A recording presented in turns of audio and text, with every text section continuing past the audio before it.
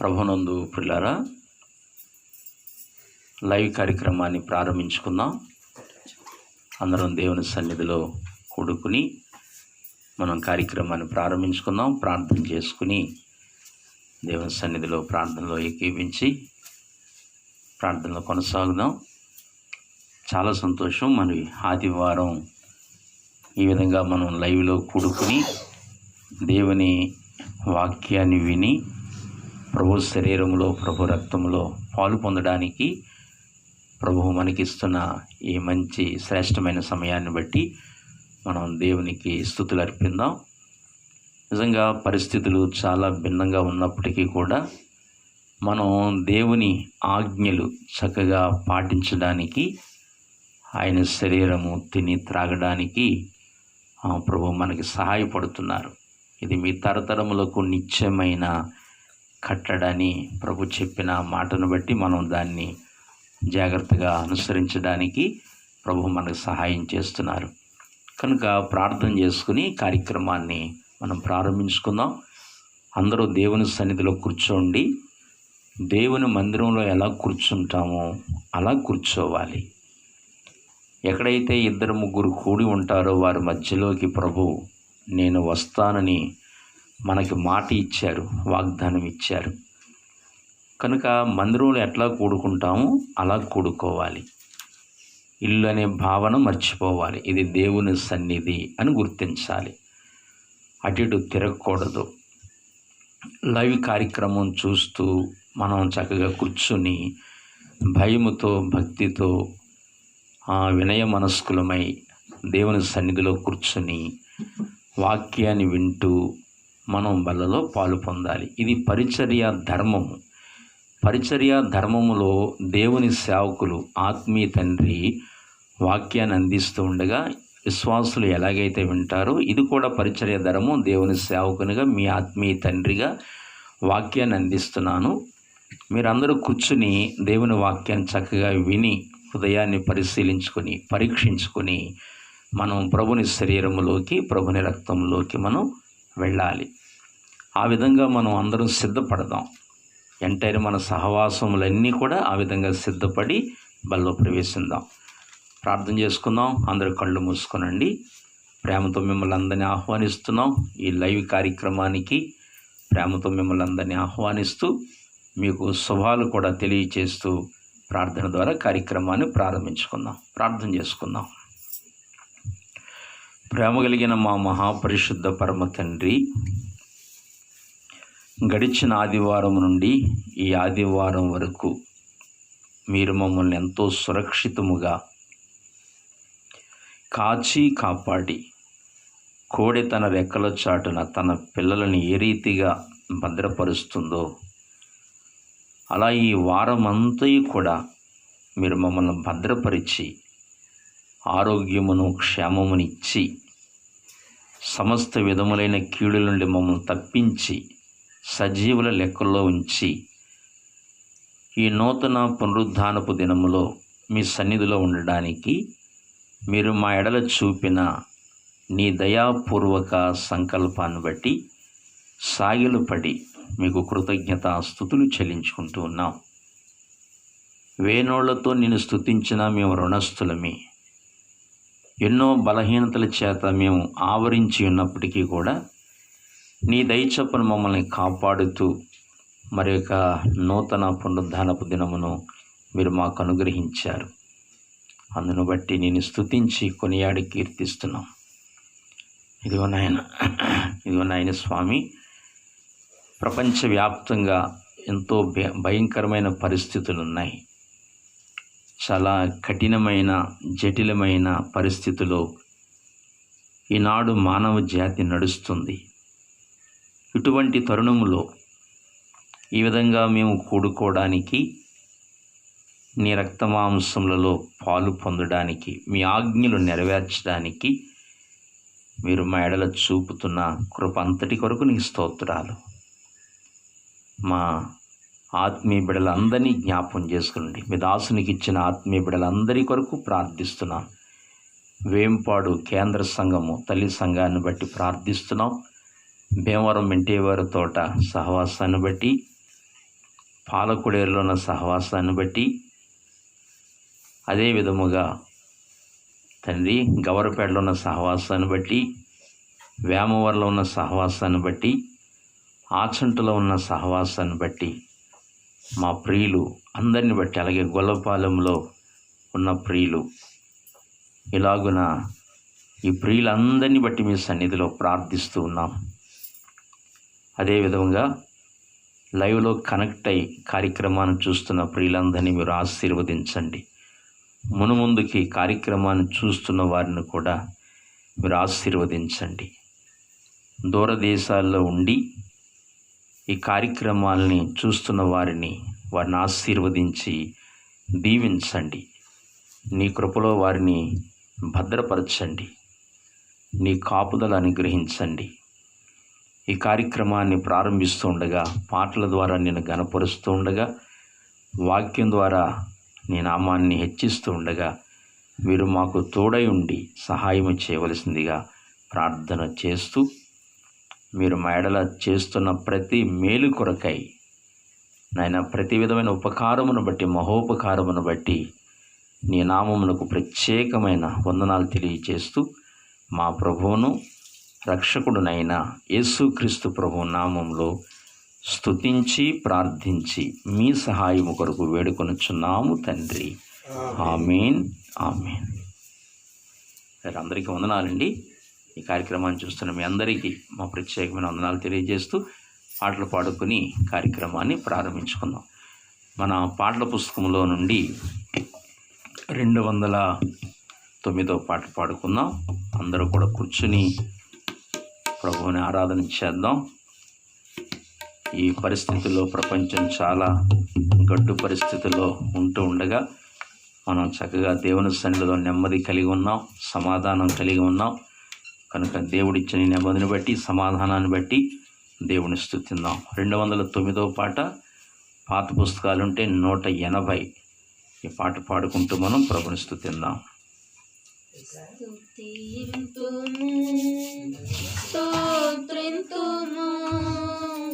పావనుడగు మా పరమా తండ్రి, స్తుతింతుము, స్తోత్రింతుము. నీ నామము రుజువాయే నీ ప్రజలలో దేవా. నీ నామము రుజువాయే నీ ప్రజలలో దేవా. కరుణింపా ఆదరమా మహిమా కలిగి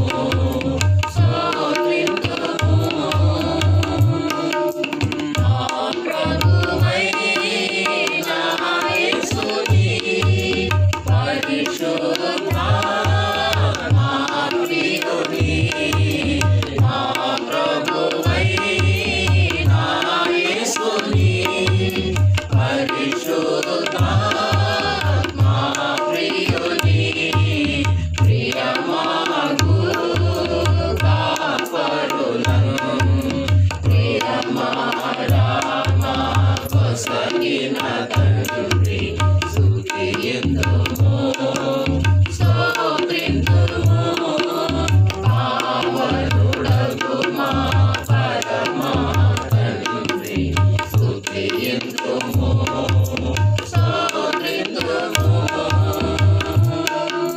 పరిశుద్ధ జనముగా నిర్దోష ప్రజలనుగా పరిశుద్ధ జనముగా నిర్దోష ప్రజలనుగా పరలోక ధనయులుగా పరమ కృపతో మార్చిన దేవా స్తుతింతుము స్తోత్రింతుము పావనుడగు మా పరమా తండ్రి స్తుతింతుము స్తోత్రింతుము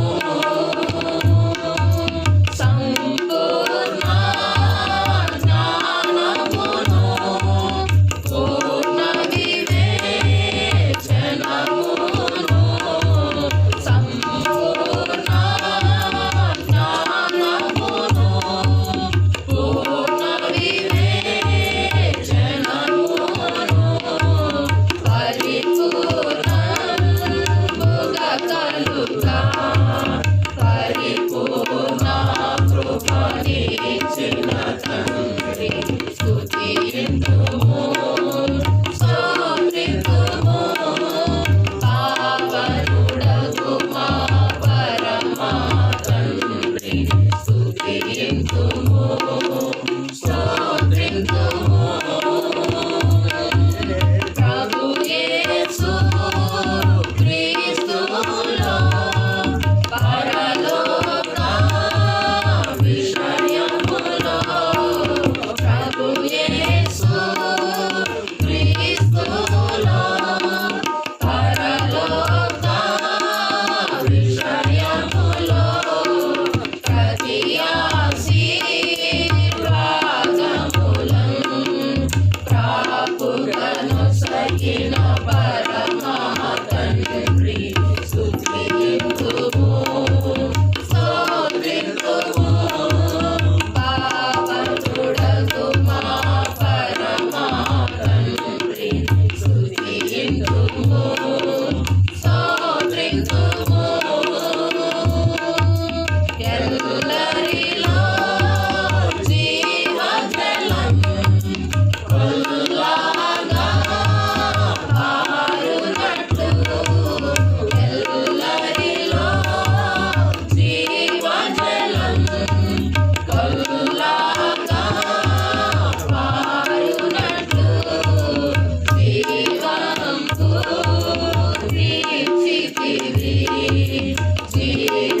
జీవాధిపతి హల్లెలూయా స్తుతియందుము స్తోత్రింతుము పావనుడగు మా పరమా తండ్రి స్తుతియందుము స్తోత్రింతుము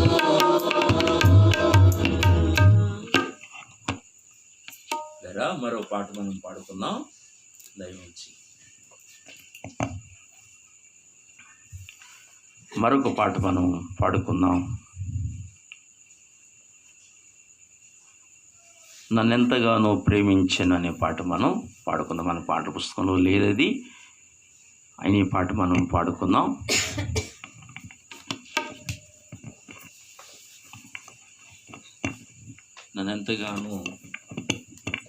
నన్నెంతగానో ప్రేమించెను అనే పాట మనం పాడుకుందాం.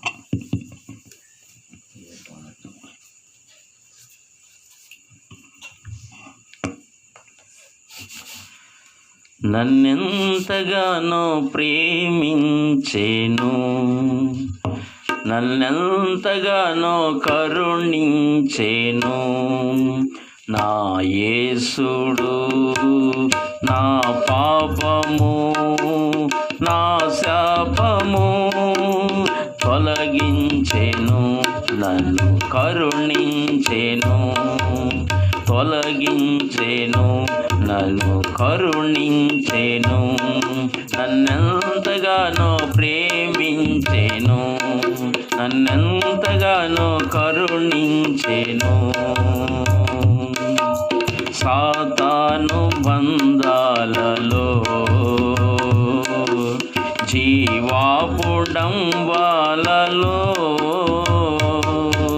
సాతాను బంధాలలో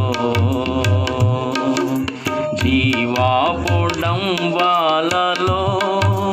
పడనీయక, నన్ను చెడనీయక, పడనీయక, నన్ను చెడనీయక, తన కృపలో నిరతము నన్ను నిలిపెను, తన కృపలో నిరతము నన్ను నిలిపెను, నన్నెంతగానో ప్రేమించెను, నన్నెంతగానో కరుణించెను. నా యేసుడు నా పాపము నా శాపము తొలగించెను, నన్ను కరుణించెను, తొలగించెను, నన్ను కరుణించెను, నన్నెంతగానో ప్రేమించెను. సత్యంబు జీవంబును ఈ బ్రతుకు సాఫల్యము, సత్యంబు జీవంబును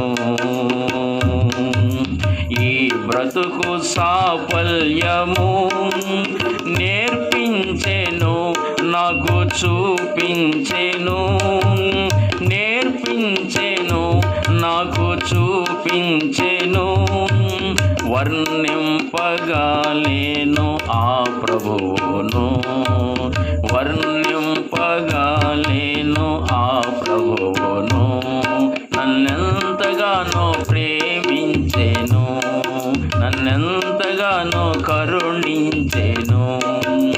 నా యేసుడు నా పాపము నా శాపము తొలగించెను, నన్ను కరుణించెను, తొలగించెను, నన్ను కరుణించెను, నన్నెంతగానో ప్రేమించెను. కల్వారి గిరిపైనను ఆ సిల్వ మరణమును, కల్వారి గిరిపైనను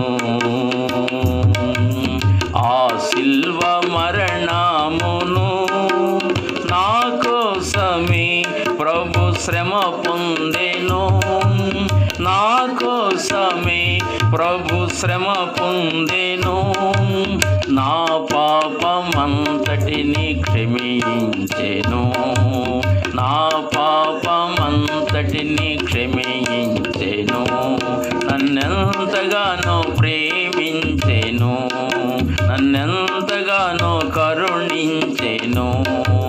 నా యేసుడు నా పాపము నా శాపము తొలగించెను, నన్ను కరుణించెను, తొలగించెను, నన్ను కరుణించెను, నన్నెంతగానో ప్రేమించెను. ఘనమైన ఆ ప్రేమకు వెలలేని త్యాగంబుకు, ఘనమైన ఆ ప్రేమకు వెలలేని త్యాగంబుకు, ఏమిత్తును నేనేమివ్వగలను, ఏమిత్తును నేనేమివ్వగలను, నన్ను నేను ఆ ప్రభుకు సమర్పింతును, నన్ను నేను ఆ ప్రభుకు సమర్పింతును, నన్నెంతగానో ప్రేమించెను, నన్నెంతగానో కరుణించెను. నా యేసుడు నా పాపము నా శాపము తొలగించెను, నన్ను కరుణించెను, తొలగించెను, నన్ను కరుణించెను, తొలగించెను, నన్ను కరుణించెను, తొలగించెను, నన్ను కరుణించెను. దేవునికి స్తోత్రం. ఆయనకే యుగయుగములకు మహిమ కలుగునుగాక. ఆమేన్. చాలా సంతోషం ప్రియులారా. దేవుని వాక్యాన్ని మనం జ్ఞాపకం చేసుకుందాం. దేవుని వాక్యాన్ని వినటానికి ముందు మరొకసారి దేవుని వాక్యం కొరకైనా ఒక శరణం పాడుకుందామా? దేవుని వాక్యం కొరకైనా ఒక శరణం చక్కగా పాడుకుందాం. పాపముతో నిండిన మమ్మును దీపము వంటి వాక్యమే, పాపముతో నిండిన మమ్మును దీపము వంటి వాక్యమే, కల్వరికి నడిపించి కలుషమును తొలగించి, కల్వరికి నడిపించి కలుషమును తొలగించి మా హృదయము వెలిగించెను, మా హృదయము వెలిగించెను. దేవాని దివ్య వాక్యము ఇవిగా మాకు దొరికెను, దేవాని దివ్య వాక్యము ఇవిగా మాకు దొరికెను. అద్దము వలె దిద్దున మమ్మున్ అగ్ని అయి కాల్చును చెత్తను, అద్దము వలె దిద్దున మమ్మున్ అగ్ని అయి కాల్చును చెత్తను. నీ వాక్యము వివరించి మా లోటును సవరించి, నీ వాక్యము వివరించి మా లోటును సవరించి, నీ రూపము మాకియుమా, నీ రూపము మాకియుమా.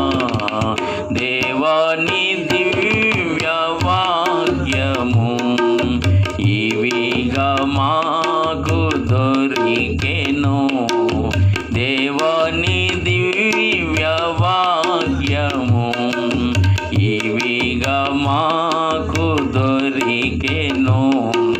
హల్లెలూయా హల్లెలూయా హల్లెలూయా హల్లెలూయా హల్లెలూయా హల్లెలూయా హల్లెలూయా హల్లెలూయా. మాతో పాటు హల్లెలూయా చెప్పండి. మీరంతా టీవీ కార్యక్రమాన్ని చూస్తున్న మీరందరూ కలిసి ఆ యొక్క పల్లవి పాడుకుందామా? ఆ పల్లవి పాడుకుంటుండగా మాతో పాటు చక్కగా హల్లెలూయా అని చెప్పండి. అందరూ ప్రభుని స్తుతించండి. ఆయన ఇచ్చిన వాక్యాన్ని బట్టి ప్రభుని స్తుతించండి. అందరూ స్తుతించండి.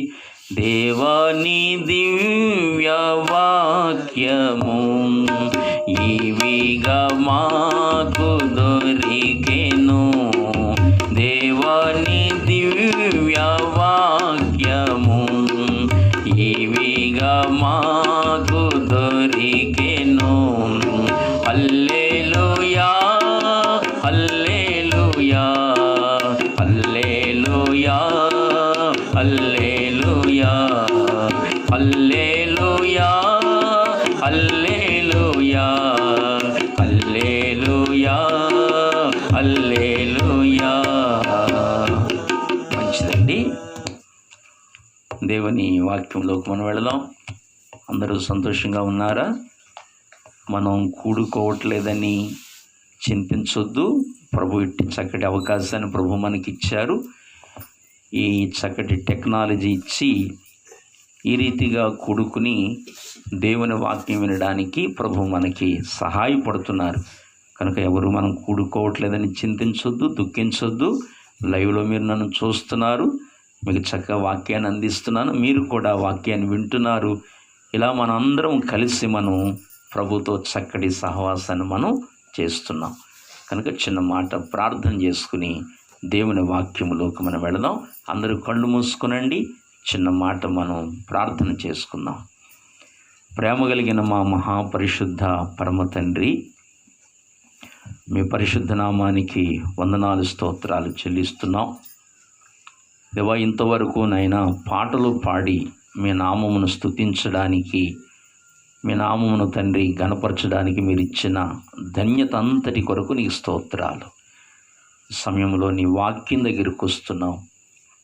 మీ వాక్యము ద్వారా మాతో స్పష్టంగా మాట్లాడి మమ్మల్ని బలపరిచి మా హృదయ స్థితిని మేము గమనించి పరిశీలించుకుని యోగ్యంగా నీ రక్త మాంసములో పాలు పొందినట్లుగా మమ్మల్ని అందరినీ ఆయుత్తపరచమని, ఇంతవరకు మా యొక్క స్తుతి ఆరాధన మీరు గైకొన్నందుకై వందనములు, స్తోత్రాలు చెల్లించుకుంటూ, ఇదిగో నాయన మా ప్రియులందరూ కూడుకుని నిన్ను ఆరాధిస్తూ ఉండగా, ఇశ్రాయేలు యొక్క స్తుతుల మీద ఆసీనుడివై ఉండే దేవుడువు కనుక మా స్తుతుల మీద ఆసీనుడివై ఉండి మమ్మల్ని ఆశీర్వదించమని కోరుకుంటూ యేసుక్రీస్తు ప్రభు నామమున ప్రార్థించి వేడుకుంటున్నాము తండ్రి. ఆమేన్, ఆమేన్. దేవుని వాక్యాన్ని మనం జ్ఞాపకం చేసుకుందాం. లూకాసు సువార్త 1వ అధ్యాయము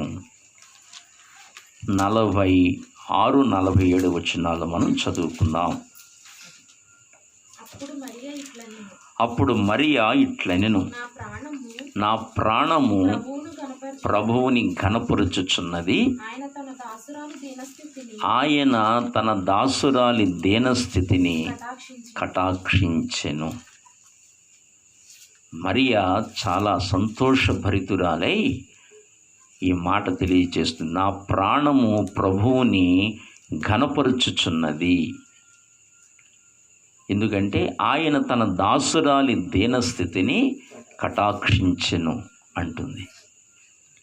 ప్రభునందు ప్రియులారా, యేసు ప్రభువారు కన్యక గర్భమునందు ఆయన పుడతారని, అలాగనే యోధా బెత్లెహేము గ్రామములోనే ఆయన జన్మిస్తారని ప్రవచనాలు ముందుగా చెప్పబడ్డాయి. యేసు ప్రభువారు జన్మించక ముందే ప్రవచనాలు ముందుగానే చెప్పబడ్డాయి. ముందుగానే ప్రవచనాలు చెప్పబడ్డాయి కనుక చాలామంది ఆ యవ్వన స్త్రీలు, కన్యకులు ప్రభువు నా గర్భములోకి వస్తాడా అని చాలామంది ఆ దినాల్లో ఆశపడి ఉండొచ్చు. కానీ ఎవరిని ఎన్నుకుంటాడు ఆయన? ఏ పాత్రని ఎన్నుకుంటాడు ఆయన? ఏ పాత్రను వాడుకుంటాడో, ఎవరిని వాడుకుంటాడో ఏమండి మరి దేవునికే తెలుసు. కానీ చాలామంది అయితే ఎదురు చూస్తూ ఉన్న ఆ తరుణములో దేవుని దూత మరియ దగ్గరకు పంపించబడింది. ఏమండి, లూకాసు సువార్త 1వ అధ్యాయం మనం చదివితే 27వ వచనం కాడి నుంచి మనం గమనిస్తే, దావీదు వంశస్థుడైన యోసేపు అను ఒక పురుషునికి ప్రదానము చేయబడిన కన్యక యొద్దకు దేవుని చేత పంపబడిన. చూసారా, ఒక దేవదూత, గాబ్రియేలు దేవదూత దేవుని చేత మరి యొద్దకు పంపించబడ్డాడు. ఎంత గొప్ప ఆశ్చర్యం అండి! ఎంతోమంది కన్యకులు ఉంటూ ఉండగా, బెత్లెహేము గ్రామంలో ఆ ప్రాంతంలో ఎంతోమంది కన్యకులు ఉంటూ ఉండగా, ఒక కడు పేదరాలు, చాలా దీనస్థితిలో ఉన్న ఒక కడు పేదరాలు గర్భములోకి రావడానికి దేవుడు తీర్మానించాడు. దేవుడు దూతని ఆ మరియ ఇంటికి పంపించాడు. దూత అక్కడికి వచ్చి అంటుంది, ఆ తర్వాత వచనంలో చూస్తే, ఆ దూత లోపలికి వచ్చి ఆమెను చూచి, దయాప్రాప్తురాలా నీకు శుభము. చూసారా, దయాప్రాప్తురాలా నీకు శుభము, ప్రభువు నీకు తోడై ఉన్నాడని చెప్పాను. చెప్పాను. ఎంత భాగ్యం అండి ఇది. ఆమెను వాడుకోవడం అనేది ఎంత గొప్ప భాగ్యం ప్రభునందు పిల్లారా. ఆలోచించండి, ఒక పాత్రగా సృష్టికర్త, ఏమండి శాసనకర్త, ఒక గొప్ప ఉన్నతమైన దివ్య పురుషుడు, ఆకాశ మహాకాశములు పట్టజాలని ఆ దివ్య పురుషుడు ఒక మరియ చిన్న గర్భములోకి రావడానికి ఆయన తీర్మానించటం, ఆ పాత్రని వాడుకోవడం, భూమి మీద ఆ పాత్రని వాడుకోవడం, ఇన్ని కోట్ల మందికి ఆ రక్షణ ఇవ్వడానికి ఆ పాత్రని వాడుకోవడానికి దేవుడు ఇష్టపడుతున్నాడంటే నిజంగా మీ జీవితంలో ఇది ఎంత ధన్యత మీరు ఆలోచించండి. ఇది ఎంత శుభ పరిణామమో మీరు ఆలోచించండి. మరియా నీకు శుభము కలుగునుగాక, దేవుడు నీకు తోడై ఉన్నాడు అని ఆ మాటలు చెప్పింది. ఆ మాటకు ఆమె బహుగా తొందరపడి ఈ శుభవచనం ఏమిటో అని ఆలోచించుచుండగా దూత, మరియా భయపడకుము, ఆ దేవుని వలన నీవు కృప పొందితివి. ఇదిగో నీవు గర్భము ధరించి కుమారుని కని ఆయనకు యేసు అను పేరు పెట్టుదువు. ఆయన గొప్పవాడై సర్వోన్నతిని కుమారుడు అనబడును. ఎంత అద్భుతం అండి. ఆ గర్భములోకి సర్వోన్నతుడైన దేవుని కుమారుడు రావడం, ఆమెను ఒక పాత్రగా వాడుకోవడం, ఆ దీనస్థితిలో ఉన్న ఆమెను వాడుకోవడం ఎంత గొప్ప సంగతి. మరియా అందుకే నా ప్రాణము ప్రభువుని ఘనపరుస్తుంది, తన దాసురాలి దీనస్థితిని కటాక్షించెను అని హృదయ ఆనందముతో, హృదయ సంతోషముతో ఆమె మాట్లాడుతూ వస్తుంది. అలాగే మనం మరి ఎంత దీనస్థితి కలిగిన ఆమె మనం వాక్యంలోంచి చూస్తే ఎంత కడు పేదరాలో మనం ఆలోచించవచ్చు పిల్లారా. ఈ లూకాసు సువార్త 2వ అధ్యాయం మనం తీసుకుంటే 2వ అధ్యాయములో ఆ కుమారుడు జన్మించిన తర్వాత ధర్మశాస్త్రము చొప్పున ఆ శుద్ధి చేయు దినాలు వచ్చినప్పుడు 8వ రోజునే సున్నతి చేయించాలి. వాస్తవానికి యూదులు 8వ రోజునే సున్నతి చేయించాలి. ఆ కట్టడి దేవుడు వారికి ఇచ్చాడు. 21 వచ్చిన చదివితే 2:21లో ఆ శిశువునకు సున్నతి చేయవలసిన 8వ దినము వచ్చినప్పుడు, అంటే ఆ దేవాలయానికి తీసుకుని వచ్చారు. దేవాలయానికి తీసుకొచ్చిన తర్వాత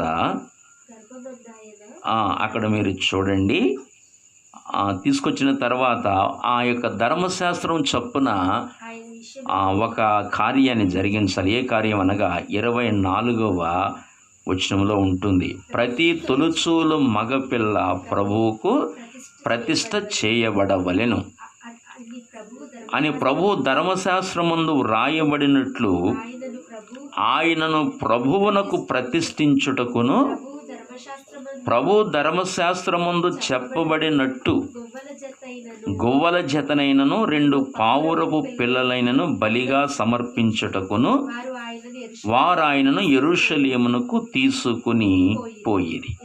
యెరూషలేము ఆలయములోకి ప్రభువుని తీసుకుని వెళ్ళారు. తండ్రికి ప్రతిష్ఠించడానికి, ధర్మశాస్త్రము చొప్పున విధి జరిగించడానికి తీసుకుని వెళ్ళారు. ఈ పురుటాలైన స్త్రీని మగపిల్లవాడు పుట్టినప్పుడు ఆ ధర్మశాస్త్ర విధి ఎలా చెయ్యాలో లేవియా కాండం 12వ అధ్యాయములో మనం ఆ విషయాన్ని గమనించవచ్చు. లేవియా కాండము 12వ అధ్యాయము చూడండి. 12వ అధ్యాయము ఆ మాట చదువుదామా? 12వ అధ్యాయము చూడండి, 2వ వచనం కానీ చదువుదామా? నీవు ఇశ్రాయేలుతో ఇట్లనుము, ఒక స్త్రీ గర్భవతి అయి మగపిల్లను కనిన ఎడల ఆమె 7 దినములు పురుటలై ఉండవలెను. ఆమె తాను ముట్టుదై కడగా నుండు దినముల లెక్కను బట్టి పురుటాలై ఉండవలెను. 8వ దినమున బిడ్డకు సున్నతి చేయింపవలెను. ఆమె తన రక్తశుద్ధి కొరకు 33 దినములుండి అగు వరకు ముట్టకూడదని చెబుతూ ఆ యొక్క మగపిల్లవాడు పుట్టినప్పుడు కానీ ఆడపిల్ల పుట్టినప్పుడు కానీ ధర్మశాస్త్రం చొప్పున చేయవలసిన విధి ఏదనగా చూడండి, అక్కడ ఒక మాట వ్రాయబడుతుంది. 6వ వచనము, కుమారునికే గాని కుమార్తెకే గాని ఆమె శుద్ధి దినములు సంపూర్తి అయిన తర్వాత ఆమె దహన బలిగా ఒక ఏడాది గొర్రె పిల్లనైనను పాప పరిహారార్థ బలిగా ఒక పావురపు పిల్లనైనను తెల్ల గువ్వనైనను ప్రత్యక్షపు గుడారము యొక్క ద్వారము యొద్దకు యాజకుని యొద్దకు తీసుకుని రావలెను. అతడు అర్పించి ఆమె నిమిత్తము ప్రాయశ్చిత్తము చేయగా ఆమె పవిత్రపరచబడిన. ఇది మగపిల్లను గాని ఆడపిల్లను గాని కన్న స్త్రీని గూర్చిన వీధి. ఆమె గొర్రె పిల్లను తేజాలని ఎడల ఆమె 2 తెల్ల గువ్వలనైనను 2 పావురపు పిల్లలనైనను దహన బలిగా ఒకదానిని పాప పరిహారార్థ బలిగా ఒకదానిని తీసుకుని రావాలి. చూడండి, ఈ 8వ వచనము మీరు గమనించాలి. ఏమిటంటే ఆమె గొర్రె పిల్లను తేజాలని ఎడల, సరే గొర్రె పిల్లను తేజాలని ఎడల ఏమి చేయాలి? 2 తెల్ల గువ్వలనైనను పావురపు పిల్లైన తీసుకుని రావాలన్నాడు. అంటే ఇక్కడ లోకాసువార్త 2వ అధ్యాయంలో మనం గమనించినప్పుడు వారు గొర్రె పిల్లని తీసుకురాగలిగారా అంటే గొర్రె పిల్లని తీసుకురాలేకపోయారు. వాళ్ళు దేన్ని తీసుకొచ్చారంటే పక్షుల్ని తీసుకొచ్చారు. అంటే దాన్ని బట్టి వాళ్ళ స్థితి మనకేమని అర్థమవుతుంది? వాడు చాలా పేద స్థితి అని, చాలా దీనస్థితి అని, ఒక గొర్రె పిల్లను కూడా తేలేని దీనస్థితి కలిగిన పేదరికములో ఉన్న కుటుంబం అది. ఒక వడ్రవాణి ఇంట్లో ఆయన జన్మించాడు. ఏ పూటకు ఆ పూట పనిచేస్తే కానీ కుటుంబం గడవని అటువంటి కుటుంబములోకి, అటువంటి పేద స్థితి కలిగిన, అటువంటి దీనస్థితి కలిగిన ఆ కుటుంబములోకి యేసు ప్రభువారు వచ్చారు. కడు పేద కుటుంబాన్ని ఎన్నుకున్నాడు ఆయన. ఏమండి, ఆయన పుట్టిన గ్రామము కూడా చాలా స్వల్ప గ్రామం. దీని వాక్యంలో ఉంది, యోదా బెత్లెహేమ. ఆ మీకా ప్రవచిస్తాడు. నీ చక్కటి ప్రవచనం అది.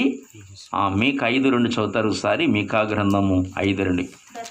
బెత్లెహేము ఎఫ్రాత, యోదావారి కుటుంబములలో నీవు స్వల్ప గ్రామమైనను. సరే, మా కొరకు ఇశ్రాయేలుని ఏలబోవాడు నీలో నుండి వచ్చును. ఇశ్రాయేలుని ఏలబోవాడు నీలో నుండి వచ్చును. ఎక్కడి నుంచి వస్తాడు? స్వల్ప గ్రామము, చాలా చిన్న గ్రామం అది. బెత్లెహేం అనే గ్రామము స్వల్ప గ్రామము.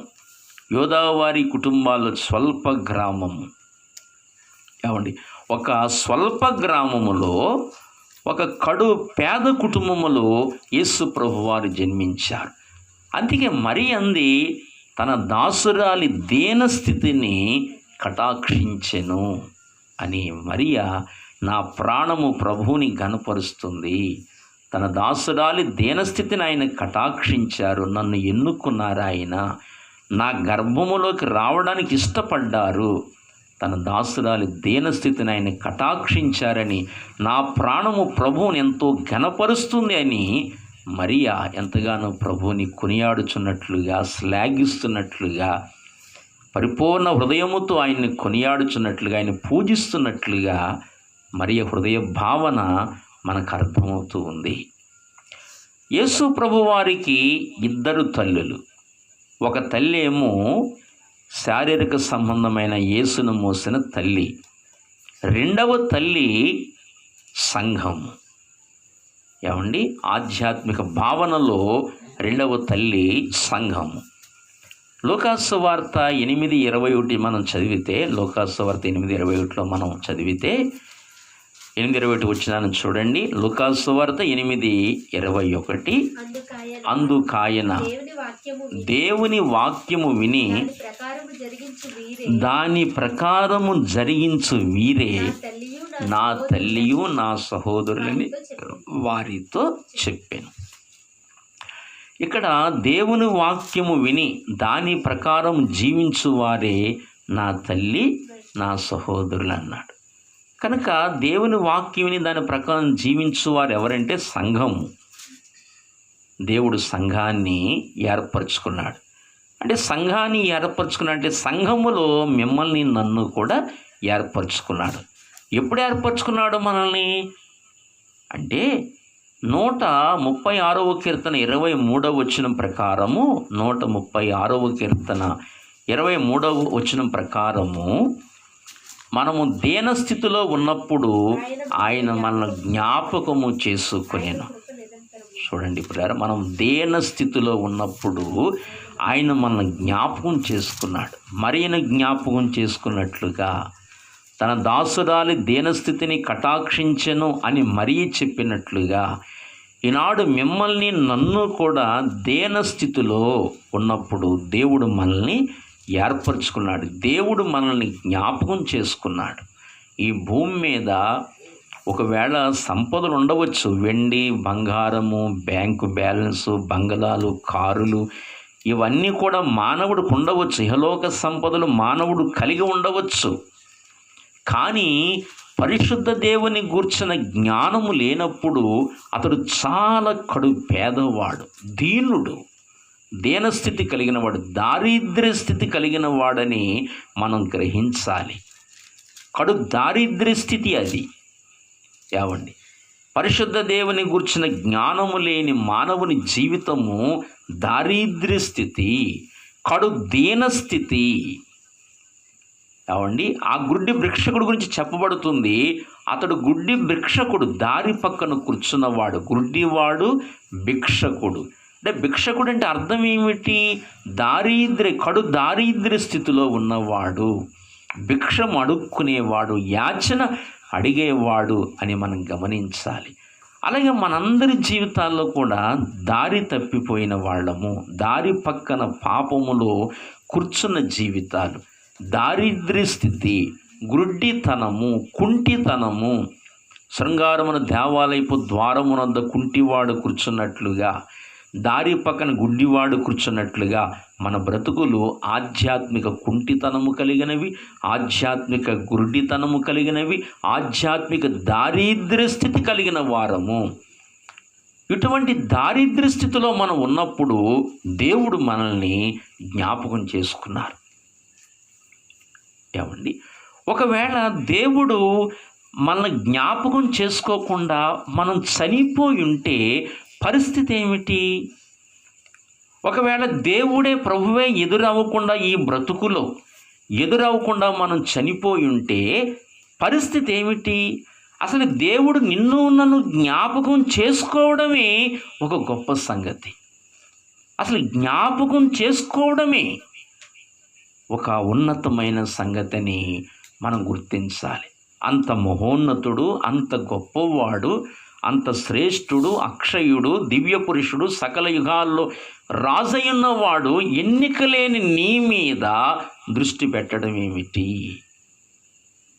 నువ్వు ఆలోచించాలి. ఈ ఉదయకాలం ఏమైనా గొప్పవాడివైనా, నేనేమైనా గొప్పవారిమైనా, భక్తిపరులమైనా, నీతిమంతులమైనా, ప్రభు నిన్ను దాటిపోకుండా ఈ భూమి మీద నీవు భూమిని విడిచిపెట్టి నువ్వు వెళ్ళిపోకముందు దేవుడు నిన్ను నన్ను దర్శించారు అంటే ఇది ఎంత గొప్ప భాగ్యం. ఇది దేవుడు నిన్ను నన్ను ఏర్పరచుకున్నారంటే, మిమ్మల్ని నన్ను ఏర్పరచుకున్నారంటే ఇది ఎంత గొప్ప భాగ్యం. ఇది ఈ 60, 70, 80, 100 సంవత్సరాలలో మనం దాటిపోకుండా, ఈ భూమి మీద నుంచి వెళ్ళిపోకుండా, దాటిపోకుండా దేవుడు మనల్ని జ్ఞాపకం చేసుకోవడం అనేది అది చాలా గొప్ప కార్యం అని గుర్తించాలి.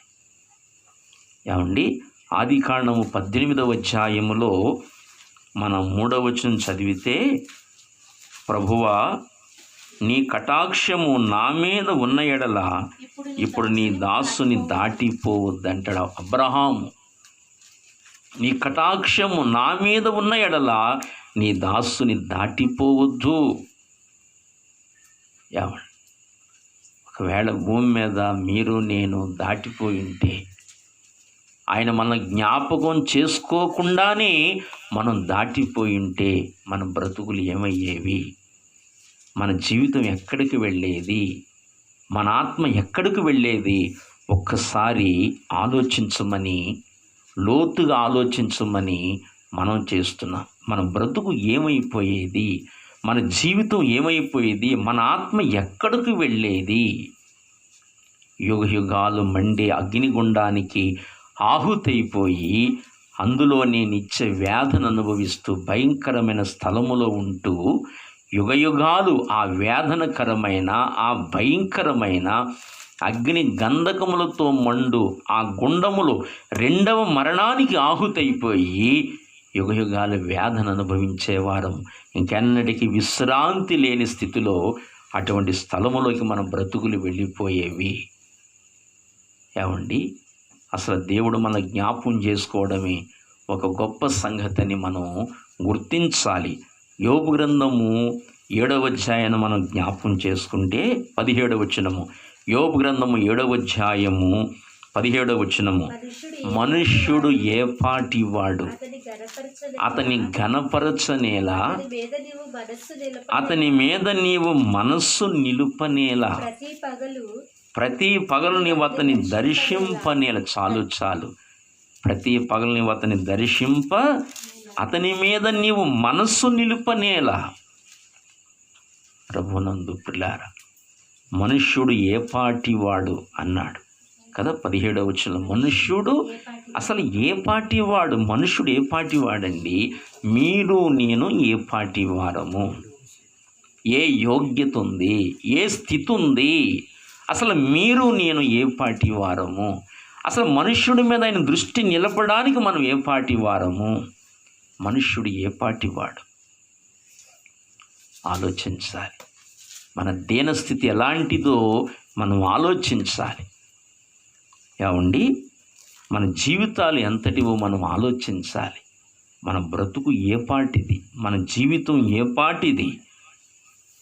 ఏమండి, మనుషుని జ్ఞాపం చేసుకోవడానికి వాడు ఏ పార్టీ వాడు? అతని మీద నీవు మనస్సు నిలుపనేలా అంటాడు. అలాగని భక్త దావీదు కూడా ఈ మాట తెలియజేస్తాడు. భక్త దావీదు కూడా ఈ సంగతి మనకు తెలియజేస్తున్నాడు. చూడండి, 8వ కీర్తనలో శ్రేష్ఠుడైన భక్తుడైన దావీదు కూడా ఈ మాట మనకి జ్ఞాపకం చేస్తున్నాడు.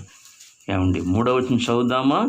నీ చేతి పని అయిన నీ ఆకాశములను నీవు కలుగచేసిన చంద్ర నక్షత్రములను నేను చూడగా నీవు మనుష్యుని జ్ఞాపకం చేసుకున్నట్టుకు వాడు ఏ పాటి వాడు? నీవు నరపుత్తిని దర్శించుటకు వాడు ఏ పాటి వాడు? ఏమండి, 8వ కీర్తన 3-4 వచనాల్లో మనం చదువుతున్నాం. అసలు మనుష్యుడు ఏ పాటి వాడండి? ఆయన కలుగ చేసిన సూర్య చంద్ర నక్షత్రాదులను చూడగా, ఈ అనంత విశ్వాన్ని చూడగా, ఈ కోటాను కోట్ల ప్రపంచాలు, అలాగనే మనం చూస్తున్న సూర్య చంద్ర నక్షత్రాదులను మనం చూసినప్పుడు, ఈ అనంత విశ్వాన్ని చేసినప్పుడు అసలు ఈ మానవుని జ్ఞాపం చేసుకోవడానికి అసలు వాడు ఏ పాటి వాడు? మన రోజుని కారులో ప్రయాణం వెళుతున్నాను. చాలా ఉదయకాలం 5 గంటలకు బయలుదేరి నేను ప్రయాణం చేస్తున్నాను. కారులో ప్రయాణం చేస్తుండగా సూర్యుడు పైకి వస్తున్నాడు. చూస్తున్నప్పుడు నేను కారులోంచి ఆ సూర్యుడిని చూస్తూ అప్పుడు నేను అనుకుంటున్నాను, ఎన్నో తరాలు ఈ భూమి నుంచి వెళ్ళిపోతాయి, కానీ సూర్యుడు అలాగే ఉంటాడు. ఉదయిస్తాడు, అస్తమిస్తాడు, ఉదయిస్తాడు, అస్తమిస్తాడు. భూమి నిలకడగా ఎలా ఉంటుంది? ఈ భూమి మీద ఎన్నో తరాలు వెళ్ళిపోతున్నాయి. మానవుని జీవితం ఏ పాటిది? మానవుడు కించిదాయుష్ కలిగిన వాడు, ఈ మానవుడు ఏ పాటి వాడు అని ఆ కారులో వెళుతున్నప్పుడు, ఆ ఉదయకాలం సూర్యుడు పైకి వస్తున్నప్పుడు ఆ సన్నివేశాన్ని చూసి ప్రభు నాతో మాట్లాడుతూ మానవుడు కించిదాయుష కలిగిన వాడు. ఇదిగో ఇలాగనే ఉదయాస్తమయాలు అవుతూ ఉంటాయి. ఆ సూర్యుడు నిలకడగా ఉన్నాడు, భూమి నిలకడగా ఉంది. ఇదే భూమి మీద ఎన్నో తరాలు మానవ జీవితం వెళ్ళిపోతూ ఉంటుంది. వీటిని చేసినప్పుడు, అసలు వాటిని చూసినప్పుడు అసలు మానవుని జ్ఞాపకం చేసుకోవడానికి ఈ మానవుడు ఏ పాటి వాడు, ఎంతటి వాడు ఈ మానవుడు. ఈ కించిదాయుషలోనే మానవుడు గర్విస్తూ ఉంటాడు, గర్విష్టిగా బ్రతుకుతూ ఉంటాడు, దేవుని మీద తిరుగుబాటు చేస్తూ ఉంటాడు. ఈ కొద్ది కాలంలో ఇది నాది అది నాదని పోరాడుతూ ఉంటాడు. ప్రేమహీనంగా బ్రతుకుతాడు భూమి మీద మనుష్యుడు అని ఆ సమయంలో జ్ఞాపకం వస్తూ వచ్చిన ఆ విషయాలన్నీ కూడా. అవును ప్రేర, ఆయన చేసిన సూర్య చంద్ర నక్షత్రాలను చూడగా మానవుడు ఏ పాటివాడు, అతని మీద మనసు నిలపడానికి మానవుడు ఎంతటి వాడు, ఏ పాటివాడు. అందుకే ఈ తనలోనికి చూసుకున్నప్పుడు మానవుడు తన నిజస్వరూపము, నిజస్థితి మానవునికి అర్థమవుతుంది. అలాగే భక్తులు తమ స్థితిని గమనించినప్పుడు, వాళ్ళు తమలోకి వాళ్ళు చూసుకున్నప్పుడు వాళ్ళు ఎంత అల్పులో, వాళ్ళు ఎంత దీనస్థితిలో ఉన్నవాళ్ళో ఆ భక్తులకి అర్థమయ్యింది. ఇక్కడ దావీదు అన్నట్లుగా నీవు కలుగ చేసిన సూర్య చంద్ర నక్షత్రాదులను చూడగా అసలు ఈ మానవుని జ్ఞాపకం చేసుకోవడానికి వీడు ఏ పాటివాడు తండ్రి అని ఇక్కడ దావీదు చెప్పినట్లుగా మరొక చోట దావీదు ఏమని సాక్ష్యం ఇస్తాడంటే 22వ కీర్తన 6వ వచనంలో దావీదు ఏమని సాక్ష్యం ఇస్తాడంటే, తన నిజస్థితిని గురించి మాట్లాడుతున్నప్పుడు దావీదు ఏమంటాడంటే 22:6లో, నేను నరుడను కాను, నేను పురుగును, నరుల చేత నిందింపబడిన వాడును, ప్రజల చేత తృణీకరించబడిన వాడును అంటాడు. నేను నరుడను కాను, నేను పురుగును అంటాడు దావీదు. దావీదు సాక్ష్యం ఇస్తాడండి, నేను నరుడను కాను, నేను ఒక పురుగు లాంటి వాడను అంటాడు. ఏమండి, మన దైనందిన జీవితాల్లో మన కళ్ళ ముందు ఎన్నో పురుగులు ఎదురవుతూ ఉంటాయి. అసలు మనం వాటిని లక్ష్య పెట్టం, అవి చచ్చిపోతున్నా దాన్ని పట్టించుకోం. అసలు మనం పట్టించుకోం వాటిని. అసలు మన దృష్టికి అవి ఎన్నిక లేవు. అసలు అది చచ్చిపోతున్నా మనం పట్టించుకోం వాటిని. అవి మన దృష్టిలో ఎన్నిక లేనివిగా ఉంటాయి. అలాగే మన బ్రతుకులు కూడా ఆయన దృష్టిలో ఎన్నిక లేని బ్రతుకులు, ఎన్నిక లేని జీవితాలు. ఏ పాటిదండి మానవుడు బ్రతుకు, మానవుని జీవితం ఎంతటిదండి అస్సలు. కానీ ఈ జీవన యానములో అంత గొప్ప దేవుడు నిన్ను జ్ఞాపకం చేసుకోవడం అనేది చాలా గొప్ప సంగతి. పిల్లారా, అసలు మానవుని జీవితం అసలు ఏం పాటిదండి. అలాగనే అబ్రహాము కూడా తన నిజస్థితిని గమనించినప్పుడు అబ్రహాము కూడా ఇదే సాక్ష్యం ఇస్తాడు. ఆదికాండము 18వ అధ్యాయం మనం గమనిస్తున్నప్పుడు, ఆదికాండము 18వ అధ్యాయం మనం గమనిస్తున్నప్పుడు 27వ వచనములో అబ్రహాం అంటాడు, అందుకు అబ్రహాము, ఇదిగో ధూళియు బూడిదనియునైనా నేను ప్రభువుతో మాటలాడ తెగించుచున్నాను. ఆ వినయ స్థితి చూడండి, ఆ దీనస్థితి చూడండి. ఏమంటాడు, ఇదిగో ధూళియు బూడిదయునైనా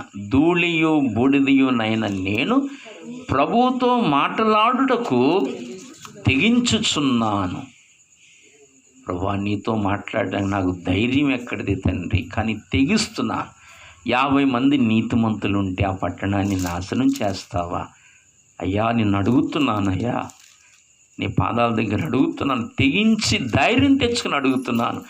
వాస్తవంగా నిన్ను అడగడానికి కానీ నేను యోగ్యుడను కాను, నీతో మాట్లాడటానికి కానీ, నీ పేరు ఎత్తడానికి కానీ, నీ పాదాలు పట్టుకోవడానికి కానీ నేను యోగ్యుడను కాను తండ్రి. తెగించి మాట్లాడుతున్నాను.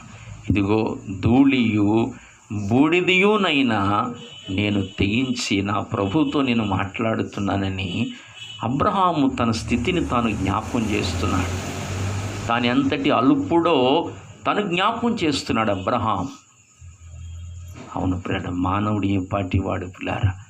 మనం పాడుకుంటూ ఉంటాం, ఏ పాటిది నీ జీవితమంతా, ఏ పాటిది నీ పనువు, ఏ పాటిది నీ జీవితమంతా, ఏ పాటిది నీ పనువు. గడ్డి పువ్వుతో సమమిది ఏరా, గడ్డి పువ్వుతో సమమిది ఏరా, అది ఏ నీ జీవితము. అంతలోన మాయమాగు, అంతలోన మాయమాగు, వింత బుడగయే కాదా. అంతలోన అంతర్ధానం, అంతలోన అంతర్ధానం, బగు ఆవిరియే కాదా. ప్రభు యేసు పిలుపును ఓ ప్రియుడా, పెడచెవిని పెట్టెదవా. తీర్మానము చేయకనే వెళ్ళెదవా ప్రభు సన్నిధిలో నుండి. తీర్మానము చేయకనే వెళ్ళెదవా ప్రభు సన్నిధిలో నుండి. అవును ప్రియులారా, మానవుని జీవితం ఏ పాటిది, అతని తనువు ఏ పాటిది. మానవుడు గర్విస్తూ ఉంటాడు, తనకున్న ఆస్తిని బట్టి, అంతస్తును బట్టి, అందాన్ని బట్టి, తనకి ఏమున్న తలాంతులను బట్టి మానవుడు ఏవేమో గర్విస్తూ ఉంటాడు. తనువు ఏ పాటిది, ఇంతలో ముగిస్తే అంతలో మాయమయ్యే జీవితం. అమెరికాలో చూస్తున్నాం, ఈ కరోనా వైరస్ను బట్టి గుట్లుగా సమాజ్ చేస్తున్నారు ఆ బాడీల్ని. జీవితం ఏ పాటిదండి, మానవుడు ఏ పాటి వాడు. ఏమండి, నీ పితరులు ఎంతోమంది దాటిపోయి ఉండగా ప్రభు నిన్ను ఏర్పరచుకున్నారు, నిన్ను కోరుకున్నారంటే నీవెంతో రుణస్థుడవై, భూమి మీద ఆయనకి ఎంతో రుణస్థుడవై నువ్వు జీవించాలి, నేను జీవించాలి. దేవుని పట్ల కృతజ్ఞతా భావము కలిగి జీవించాలి. నా పితరులు ఎంతోమంది ఈ దేవుడు దొరకకుండానే చనిపోయారు. వాడు నా పితరులు అసలు ఈయన ఎరగకుండానే చనిపోయారు వాళ్ళు. ఈ తరములో దేవుడు నన్ను కోరుకున్నాడు. అసలు ఈ తరములో దేవుడు నాకు ఎదురవడమే ఒక గొప్ప సంగతి. నేను భాగ్యవంతుడను, నేను ధన్యుడను అని నువ్వు అనుకోవాలి. స్నేహితుడా, సోదరి, ఈ కార్యక్రమాన్ని చూస్తున్న నీవు ఇలా తలంచాలి. ప్రభువా, నేను ఏ పాటి వాడిని జ్ఞాపకం చేసుకున్న భూమి మీద, అసలు నన్ను జ్ఞాపకం చేసుకుని నేను ఏ పాటి వాడను తండ్రి, నన్ను జ్ఞాపకం చేసుకున్నావు. నా పితరులు ఎవరు తెలియకుండానే చనిపోయారు, కానీ బ్రతుకులు ఎదురయ్యావు తండ్రి, నాకు ప్రత్యక్షమయ్యావు, నాకు దర్శనం ఇచ్చావు, నన్ను ఎన్నుకున్నావని గుర్తించాలి. మిత్రులారా, స్నేహితులారా, దేవుడు నిన్ను నన్ను ఏర్పరచుకున్నారని, నిన్ను నన్ను ఎరిగారని గుర్తించాలి. గనుడవని గొప్పవాడువని కాదు. అపొస్తలుడైన పౌలు అంటాడు, కొరింథీయులకు రాసిన మొదటి పత్రికలో అపొస్తలుడైన పౌలు జ్ఞాపకం చేస్తాడు. కొరింథీయులకు రాసిన మొదటి పత్రిక దయవుంచి గమనించండి, 26వ వచనం కానించి మనం చదువుకుందాం. మొదటి పత్రిక 26 నుంచి, సహోదరులారా, మిమ్మును పిలిచిన పిలుపును చూడుడి. ఆ పిలుపును ఆలోచించాలి. సహోదరులారా, మిమ్మల్ని పిలిచిన పిలుపును చూడుడి. చాలామందికి నన్ను పిలిచిన వాడు గొప్పవాడని, ఆయన ఉన్నతుడని, ఆయన అక్షయుడని, ఆయన మహోన్నతుడని, రాజులకు రాజని, ప్రభువులకు ప్రభువని, అక్షయుడని, సకల యుగాల్లో ఆయనే రాజయున్నవాడని, నన్ను పిలిచినవాడు అంత అద్వితీయుడు నన్ను పిలిచాడని, ఆ పిలుపులో ఉన్న వాల్యూ చాలామందికి తెలియదు. ఏదో నార్మల్గా తీసుకుంటారు, యాంత్రికంగా తీసుకుంటారు. ఏమండి, ఒక నరేంద్ర మోడీ పిలిస్తే ఎంతగా గొప్పగా ఫీల్ అవుతావు. ఒక నరేంద్ర మోడీ లేకపోతే అమెరికా ప్రెసిడెంట్ ఒక ట్రంప్ నీ ఇంటికి భోజనానికి వస్తానంటే అది ఎంత గొప్పగా ఫీల్ అయిపోతావు. ఏమండి, అలాంటి నాయకుల ముందు నుంచిన ఫోటోలు దిగాలని, దాన్ని చాటించుకోవాలని మానవుడు ఎంత ఊళ్ళూరుతూ ఉంటాడు అసలు. ఏమండి, కానీ వీళ్ళు ఎవరైనా మనల్ని జ్ఞాపకం చేసుకుంటారా? అసలు దృష్టిలో మనం ఉంటామా? వాళ్ళు ఎవరైనా మనల్ని జ్ఞాపకం చేసుకుంటారా? ఏమండి, కనుక నేను జ్ఞాపకం చేసుకున్నవాడు అక్షయుడు, నీ మీద మనస్సు నిలిపాడు. ఏమండి, అదే చెబుతున్నాడు ఇక్కడ, సహోదరులారా మిమ్మల్ని పిలిచిన పిలుపును చూడుడి, మీలో లోకరీతిని, సరే మీలో లోకరీతిని, లోకంలో జ్ఞానివని కాదు, మీలో లోకరీతిని జ్ఞానులనైనను ఘనులనైనను గొప్ప వంశము వారినైనను అనేకులు పిలువబడలేదు. కానీ ఏ శరీరియు దేవుని ఎదుట అతిశయించకుండానట్లు జ్ఞానులను సిగ్గుపరచుటకు లోకములో ఉండు వెర్రి వారిని దేవుడు ఏర్పరచుకునే. సరే, జ్ఞానులను సిగ్గుపరచడానికి లోకములో ఉండు వెర్రి వారిని దేవుడు ఏర్పరచుకొని ఉన్నాడు. ఎవరిని సిగ్గుపరచడానికి? లోకములో జ్ఞానులను సిగ్గుపరచడానికి. నాకు జ్ఞానం ఉంది కనుక, గొప్ప శాస్త్రవేత్తను కనుక, మహాజ్ఞానం ఉంది కనుక దేవుడు నన్ను ఏర్పరచుకున్నాడు అని వాడు అతిశయించకుండానట్లు, నేను గొప్ప వంశంలో పుట్టాను కనుక దేవుడు నన్ను ఏర్పరచుకున్నాడని వాడు అతిశయించకుండానట్లు, నేను గొప్ప ధనవంతుడిని కనుక, లేక అందగాడిని కనుక, లేక గొప్ప తలాంతులు కలిగిన వాడిని కనుక దేవుడు నన్ను ఏర్పరచుకున్నాడు వాడు అతిశయించకుండానట్లు జ్ఞానం సిగ్గుపరచడానికి లోకములో ఉండు వెర్రి వారిని దేవుడు ఏర్పరచుకొని ఉన్నాడు. ఏమండి, బలవంతులైన వారిని సిగ్గుపరచుటకు లోకములో బలహీనులైన వారిని దేవుడు ఏర్పరచుకొని ఉన్నాడు. ఎన్నికైన వారిని వ్యర్థము చేయుటకు, సరే లోకం ఎన్నికైన వారిని ఘనపరుస్తూ ఉంటుంది, ఎన్నికైన వారిని వ్యర్థము చేయుటకు లోకములో నీచులైన వారిని, తృణీకరించబడిన వారిని, ఎన్నిక లేని వారిని దేవుడు ఏర్పరచుకొని ఉన్నాడు. ఇది మన కోట, ఇది మన జీవితం. ఇటువంటి స్థితి నుండి దేవుడు నిన్ను నన్ను ఏర్పరచుకుని, ఎన్నిక లేని వారిని. సమాజంలో మనకి ఎన్నిక లేదు. ఏమండి, ఎన్నిక లేని వాళ్ళం, ఏ యోగ్యత లేని వాళ్ళము దేవునికి కావలసి వచ్చాము. అది లోకంలో ఎందుకు పనికిరాని వారం, దేని స్థితిలో ఉన్నాం. ఏమండి, అటువంటి స్థితిలో ఉన్నప్పుడు దేవుడు మనల్ని ఏర్పరచుకున్నాడు. ఎన్నిక లేని మనల్ని దేవుడు ఏర్పరచుకున్నాడని ఎరిగి, ప్రభువా ఎవరికి అవసరం లేకపోయినా నేను నీకు కావలసి వచ్చాను తండ్రి, ఇదిగో నీకు నేను కావలసి వచ్చాను తండ్రి, నన్ను కోరుకున్నావు, నన్ను కోరుకోవడానికి ఇష్టపడ్డావు, నన్ను ఏర్పరచుకున్నావు, నీ వాడిగా నీ దానిగా నేను ఉండాలని నన్ను ఏర్పరచుకున్నావు తండ్రి. ఈ బ్రతుకు ధన్యమైందని మనం గుర్తించాలి.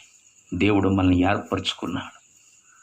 ఏమండి, అక్కడ కదా, ఎన్నిక లేని వారిని దేవుడు ఏర్పరచుకొని ఉన్నాడు. అవును, ఎన్నిక లేని వారిని దేవుడు ఏర్పరచుకుంటాడు. ఇదే దావీదు జీవితంలో మనం చూస్తాం. ప్రభునందు పిల్లారా, దావీదు జీవితంలో మనం ఈ సంగతిని గమనిస్తాం. అసలు దావీదు తన తండ్రి దృష్టికే ఎన్నిక లేని వాడిగా ఉన్నాడు. అంటే మొదటి సమూయేలు గ్రంథము చూడండి ఒకసారి. 17వ అధ్యాయం 12వ వచనం చదువుదామా? మొదటి సమూయేలు గ్రంథము 17:12 వచనం చదవండి. దావీదు యోదా బెత్లెహేము వాడగు ఎఫ్రాతీయుడైన యెషయా అనువాని కుమారుడు. యెషయికి 8 కుమారులుండిరి. యెషయికి ఎంతమంది కొడుకులండి? 8 మంది కొడుకులు. మొదటి సమూయేలు గ్రంథం 17వ అధ్యాయము 12వ వచనంలో చూస్తున్నాం. దావీదు యోదా బెత్లెహేము వాడగు ఎఫ్రాతీయుడైన యెషయా అనువాని కుమారుడు. యెషయికి 8 కుమారులుండిరి. యెషయి కొడుకులు ఎంతమంది అండి? 8 మంది. ఇప్పుడు ఇశ్రాయేలు ప్రజల మీద సౌలుని రాజుగా అభిషేకించాడు. ఈ సౌలేమో రాజుగా అభిషేకిస్తే ఇతడు దేవుడు మాట వినకుండా అవిధేయుడై ఆ గొప్ప భాగ్యాన్ని పోగొట్టుకున్నాడు. సౌలు అవిధేయుడైపోయాడు. నీ దృష్టికి నీవు అల్పుడుగా ఉన్నప్పుడు ఇశ్రాయేలుకు శిరస్సు వైతివి అంటాడు సౌలుతో. నీ దృష్టికి నీవు అల్పుడుగా ఉన్నప్పుడు ఇశ్రాయేలుకి శిరస్సు వైతివి అంటాడు. అలా అల్పుడుగా ఉన్నప్పుడు ఇశ్రాయేలు ప్రజలకు రాజు అయ్యాడు. రాజైన తర్వాత రాను అతనిలో గర్వం పనిచేయటం ప్రారంభించింది. దేవుని మీద తిరుగుబాటు చేయడం ప్రారంభించాడు. దేవుడు మాట వినకుండా తిరుగుబాటు చేస్తూ వచ్చాడు. ప్రవక్త చెప్పిన మాట వినకుండా ఎదిరిస్తూ వచ్చాడు. గర్విష్ఠయ్యాడు. దేవుడు రాజు కింద ఉండకుండా తీసి పడేశాడు. దేవుని కృప దూరం అయిపోయింది సౌలుకి. సౌలు పతన స్థితిలోకి వెళ్ళిపోతున్నాడు. సౌలు జీవితం అదే సమయంలో అంటాడు, ఇదిగో నేను ఒక మనుష్యుని కోరుకున్నాను, నేను అతన్ని ఎన్నుకున్నాను. సమూయేలు, ఎంతకాలం సౌలును గురించి దుఃఖిస్తావు, ఎంతకాలం ఏడుస్తావు అతని గురించి, వదిలేయి, అతన్ని వదిలేయి, నేను వదిలేసిన సౌలును నువ్వు కూడా వదిలేయి, వద్దు, ఇదిగో ఒక మనుష్యుని నేను కోరుకున్నాను, వెళ్ళు అన్నాడు. వెళ్ళనేసరికి వచ్చాడు సమూయేలు, ప్రవక్త వచ్చాడు, యెషయా దగ్గరికి వచ్చాడు, దావీదు తండ్రి అయిన యెషయా దగ్గరికి వచ్చాడు. ఇదిగో మరి నీ కుమారులో ఒకరిని రాజుగా చేయబోతున్నాడు దేవుడు, నీ కుమారులందరూ నిలబెట్టు అనగానే 7 నిలబెట్టాడు. చూడండి, 1 సమూయేలు గ్రంథము 16వ అధ్యాయము 10వ వచనము. యెషయి తన 7 కుమారులను సమూయేలు ఎదుటికి పిలవగా, చూడండి 7 కుమారులను పిలవడం ఏంటండి? యెషయికి ఎంతమంది కొడుకులు? 8 మంది కొడుకులు కదా, మరి 8 మందిని నిలబెట్టాలి కదా. ఏమండి, 8 మందిని నిలబెట్టాలి, కానీ 7 నిలబెట్టాడు. అంటే యెషయా దృష్టిలో కూడా దావీదు ఎన్నిక లేడన్నమాట. ఆడేం చేస్తాడులే, ఆడ బ్రతుక చాలు, ఏది ఆ గొర్రెలు మేపుకోవడం చాలు, ఆడేమి రాజు అవుతాడు, ఆడి దగ్గర అర్హత ఏముంది, ఆ యోగ్యత ఏముంది, వాడి ముఖం వాడిందుకు పనిచేస్తాడు. ఇదిగో 7 నిలబెడదాం, ఇందులో ఎవరో దేవుడు కోరుకుంటాడని యెషయా ఆలోచించాడు. 7 కుమారులు నిలబెట్టాడు. మొదటి వాడిని కేకేస్తే ఆ వచనం కనబడుతుంది చూడండి పిల్లారా, దయవుంచి చూడండి. 6వ వచనము. వారు వచ్చినప్పుడు అతడు ఏలియాబును, అంటే పెద్ద కొడుకు అన్నమాట, యెషయా పెద్ద కొడుకు, ఏలియాబును చూచి నిజముగా యెహోవా అభిషేకించువాడు ఆయన ఎదుట నిలిచి ఉన్నాడని అనుకొనేను. సమూయేలు అనుకుంటున్నాడట, ఇంత జ్ఞాని కూడా ఇక్కడ పప్పులో కాలేసాడండి. చిన్నప్పటి నుండి కూడా దేవుని సన్నిధిలో పెరిగిన వ్యక్తి, లోకం అంటే ఏంటో తెలియదు, దేవుని సన్నిధిలో పెరిగాడు. అసలు పాలు విడిచిపెట్టగానే హన్నా సమూయేలు ప్రవక్తను తీసుకొచ్చి మందిరంలో విడిచిపెట్టేసింది. దేవుని స్వరం వినటం ప్రవక్త ద్వారా నేర్చుకున్నాడు, ఏలీ ప్రవక్త ద్వారా నేర్చుకున్నాడు. దేవుని మందిరములోనే పెరిగాడు, మహాజ్ఞాని, దేవుని జ్ఞానముతో నింపబడినవాడు, ఇశ్రాయేలు ప్రజలకు న్యాయాధిపతిగా పనిచేసిన వాడు, దేవుని ప్రవక్త దాను మొదలుకొని బెర్షెబా వరకు దేవుని ప్రవక్తగా స్థిరపడ్డాడు. ఇలాంటి దైవ జ్ఞానము కలిగిన వాడే దేవుడు కోరుకున్న వ్యక్తిని గమనించలేకపోయాడు. దేవుడు కోరుకున్న వ్యక్తిని, దేవుడు వాడుకునే వ్యక్తిని గమనించడం తేలికైన పని కాదు. అంతటి జ్ఞానికే అర్థం కాలేదు విషయం, దేవుని మనసు అర్థం కాలేదు, దేవుడు ఎవరిని కోరుకుంటున్నాడో తనకు అర్థం కాలేదు, దేవుని సంకల్పన వ్యక్తి ఎవరో అర్థం కాలేదు. పాముడికి నీకు నాకు ఏం అర్థమవుతాయి చెప్పండి విషయాలు? అంతటి మహాజ్ఞానికి, ఆ ప్రవక్తకి అర్థం కాలేదు. పెద్ద కొడుకు నుంచోబెడతాం, నిజముగా ఇతనే రాజు అంటున్నాడు. అతని ఎత్తు చూశాడు, అతని స్టౌడ్ చూశాడు, అతని పై రూపాన్ని అంతటిని చూశాడు. వస్తున్నప్పుడే ఇతనే నిజముగా రాజు అంటున్నాడు. అలా అంటుంటే వెంటనే దేవుడు అన్నాడు, అయితే యెహోవా సమూయేలుతో ఇలాగు సెలవిచ్చెను, అతని రూపమును అతని ఎత్తును లక్ష్య పెట్టకుము, మనుష్యులు లక్ష్య పెట్టు వాటిని యెహోవా లక్ష్య పెట్టడు. అదిగో నేను అతన్ని త్రోసివేసి ఉన్నాను. మనుషులు పై రూపమును లక్ష్య పెట్టుదురు, కానీ యెహోవా హృదయమును లక్ష్య పెట్టును.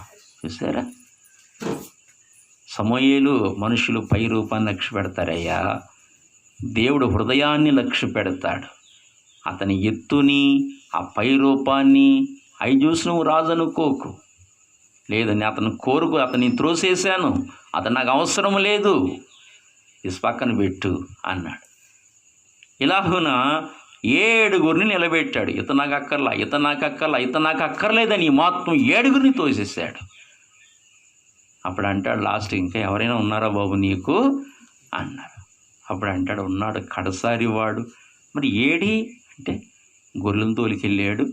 అయితే పిలిపించు, మరి పిలిపించు అని చెప్పాడు. అతను వచ్చేంతవరకు ఇక్కడ కూర్చుంటాం అన్నాడు. పిలిపించాడు. అప్పుడు వచ్చాడని దావీదు. అంటే ఇక్కడ నేను చెప్పే మాట, దావీదు తండ్రి దృష్టిలో కూడా ఎన్నిక లేనివాడు. కన్న తండ్రి దృష్టిలోనే ఎన్నిక లేకపోతే ఇక లోకంలో ఏమి ఎన్నుకుంటాడు అతను? ఎన్నిక అయి ఉంటాడు అతను. ఏమండి, కన్న తండ్రిలోనే ఆ భేదం కనపడింది. ఏమండి, ఇంకా లోకం ఏమి ఎన్నిక చేస్తుంది అతన్ని? అంటే దావీదంత ఎన్నిక లేని వాడిగా ఆనాటి సమాజంలో ఉన్నాడు. లోకం అసలు గుర్తించదు అతని సొంత తండ్రే ఎన్నిక చేయలేదు. అసలు ఇంకో మాట తెలిసిన, కాకి పిల్ల కాకికి ముద్దు అంటారు. తెలిసే సామెత, కాకి పిల్ల కాకికి ముద్దు. వాస్తవానికి యెషయాకి దావీదు ముద్దై ఉండాలి. నా కొడుకే, ఎంత బలహీనుడైనా నా కొడుకే అనుకోవాలి. కానీ అది కనిపించలే, ఆ వ్యత్యాసం కనిపించింది. అందుకనే దావీదుని పిలవలేదు యెషయా. 7 పిలిచాడు కానీ ఇతను పిలవలా.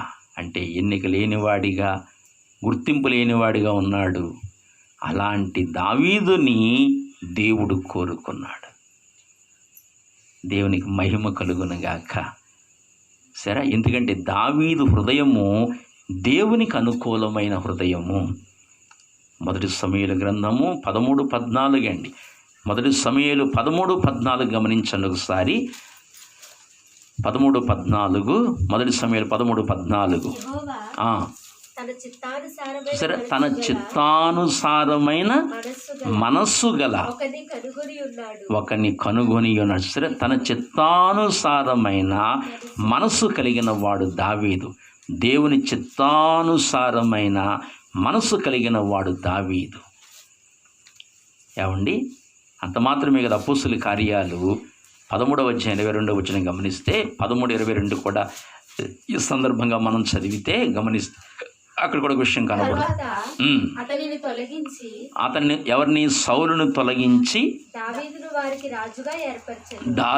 వారికి రాజుగా ఏర్పరిచెను. దావీదును కనుగొంటిని, యెషయా కుమారుడైన దావీదును కనుగొంటిని, అతడు నా ఇష్టానుసారుడైన మనుష్యుడు. చూసారు, అతడు నా ఉద్దేశములన్నీ నెరవేర్చును. దావీదు గురించి సాక్ష్యం ఇచ్చాడు దేవుడు. అతడు నా ఇష్టానుసారుడైన మనుష్యుడు, అతడు నా ఉద్దేశమును సఫలపరచును. ఏమండి, ఒకటేంటి చెప్పండి? ఇష్టానుసారుడైన మనుష్యుడు అంటే దేవునికి ఇష్టానుసారుడైన మనుష్యుడు, దేవుని చిత్తానుసారమైన మనస్సు కలిగిన వాడు, దేవుని ఉద్దేశాలు భూమి మీద నెరవేర్చువాడు. అది అపోస్తుల కార్యాలు 13:36 చదివితే 13:36 దేవుని సంకల్పము చొప్పున తన తరం వారికి సేవ చేసి నిద్ర. చూసారా, దేవుని సంకల్ప ప్రకారం జీవించువాడు, దేవుని సంకల్పాన్ని ఎరిగిన వాడు, ఇష్టానుసారుడైన మనుష్యుడు, తర్వాత దేవుని ఆ ఉద్దేశాలు నెరవేర్చేవాడు, దేవుని మనసుకు తగినట్లు నడుచువాడు, దైవ సంకల్పం ప్రకారం సేవ చేయువాడు. ఇన్ని గొప్ప గుణాలు దావీదులో ఉన్నాయండి. ఏమండి, ఆ హృదయాన్ని దేవుడు చూశాడు. ఇతని ద్వారా నా ఉద్దేశాలు నెరవేరుతాయి భూమి మీద. ఇతడు నా చిత్తానుసారుడైన మనుష్యుడు, ఇతడు నా యొక్క మనసుకు తగినవాడు. ఏమండి, నా ఇష్టానుసారుడైన మనుష్యుడు ఇతను. నా ఇష్టాన్ని నెరవేరుస్తాడు భూమి మీద. తన ఇష్టాన్ని నెరవేర్చుకోడు, నా ఇష్టాన్ని నెరవేరుస్తాడు. నన్ను ప్రేమించే వ్యక్తి ఇతను. ఇతని ద్వారా నా ఉద్దేశాలు సఫలమవుతాయి. అతను తన సొంత ఇష్టానుసారంగా బ్రతకడు, తనకు నచ్చినట్లుగా చేశాడు ప్రతి పని. నా ఇష్ట ప్రకారం చేస్తాడు, తనకు తోచినట్లు చేయడు, తన చిత్త ప్రకారం చేయడు, తనకి ఏది తోస్తుందో చేయడు. ఇతను నా ఇష్ట ప్రకారం చేస్తాడు, నా మనసు తగినట్లు చేస్తాడు, నా ఉద్దేశాలు నెరవేరుస్తాడు. ఇతను నా చేతిలో ఉండే మనిషి, నా సంకల్ప ప్రకారం బ్రతుకుతాడు అని దావీదుని గురించి సాక్ష్యం ఇచ్చాడు. దావీదుని ఎన్నుకున్నాడు దేవుడు. గొర్రెల దొడ్డిలోండి తీసి రాజునిగా చేశాడు. దేవుడు దావీదుని ఆశీర్వదించాడు. దేవుడు దావీదుని వృద్ధిలోకి తీసుకొచ్చాడు. దావీదుని అన్ని విషయాల్లో ఆశీర్వదించాడు. ఆరోగ్య విషయంలో ఆశీర్వదించాడు, ఆయుష్ విషయంలో ఆశీర్వదించాడు. నిండు వృద్ధాప్యంలోకి వెళ్ళాడు దావీదు. సౌలు మధ్యలోనే చనిపోయాడు. సౌలు చనిపోయాడు, అతని కుమారులు చనిపోయారు. అంతకంతకు సౌలు నీరసెళ్ళాడు. కానీ దావీదు అంతకంతకు వర్ధిల్లాడు, రాజుగా చేశాడు. తర్వాత తన కుమారుడిని సొలొమోను రాజు అయ్యాడు. వాస్తవానికి సౌలు రాజు, తర్వాత అతని కొడుకు రాజు అవ్వాలి. రాజు వంశములో రాజు కొడుకు రాజు అవ్వాలి. కానీ సౌలు రాజు అయ్యాడు, తర్వాత అతని కొడుకు రాజు అవ్వాలి. వాళ్ళు చచ్చిపోయారు, వాళ్ళ కొడుకులు చచ్చిపోయారు, 3 కొడుకులు.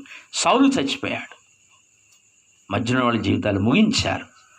కానీ దావీదు జీవితాన్ని గమనిస్తే దావీదు దీర్ఘాయుష్మంతుడయ్యాడు, నిండు వృద్ధాప్యంలోకి వెళ్ళిపోయాడు దావీదు. అంతము చాలా బాగుంది దావీదు అంతము, చాలా మంచి ప్రభావంతో ఉంది దావీదు అంతము. సౌలు అంతం అలా లేదు ప్రియులారా. మొదటి దినవృత్తాంతముల గ్రంథము చూడండి. మొదటి దినవృత్తాంతముల గ్రంథము 29వ అధ్యాయము 26, 27 వచనాలు చదువుతారా? యెషయా కుమారుడైన దావీదు ఇశ్రాయేల్ అందరి మీద రాజయ్యుండు. 12 గోత్రాల మీద రాజయ్యాడు. ఇశ్రాయేల్ అందరి మీద రాజయ్యుండెను. అతడు ఇశ్రాయేల్ని ఏలిన కాలము 40 సంవత్సరములు. 40 సంవత్సరాలు పరిపాలించాడు. హెబ్రోనులో 7 సంవత్సరాలు, యెరూషలేములో 33 సంవత్సరములను అతడు ఏలెను.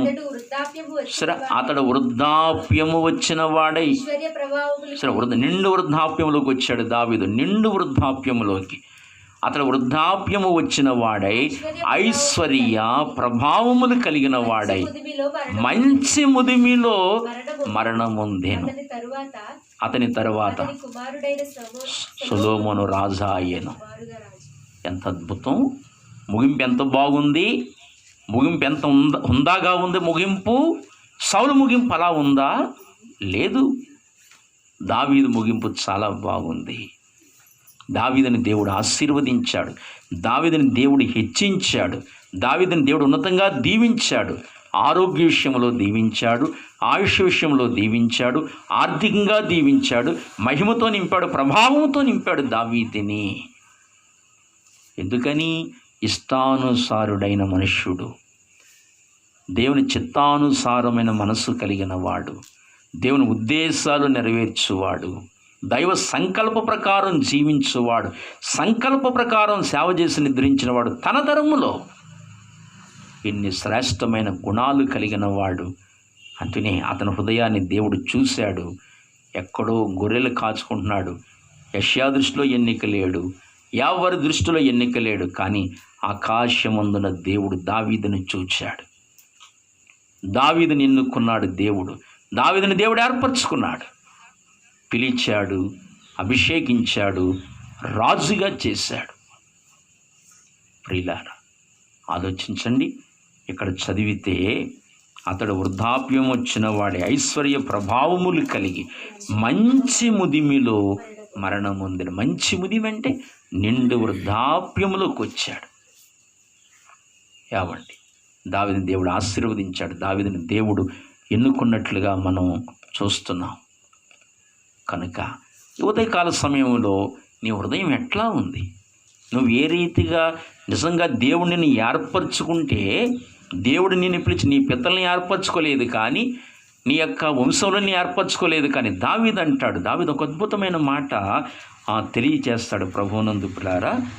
దయవుంచి చూడండి, మొదటి దినవృత్తాంతం గ్రంథం అనుకుంటా 4వ అధ్యాయం చూడండి. ఒక మాట జ్ఞాపకం చేస్తాను.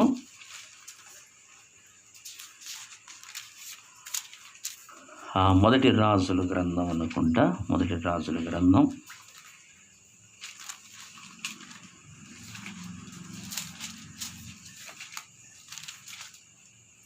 ఈ మాట చదువుదాం ఒకసారి.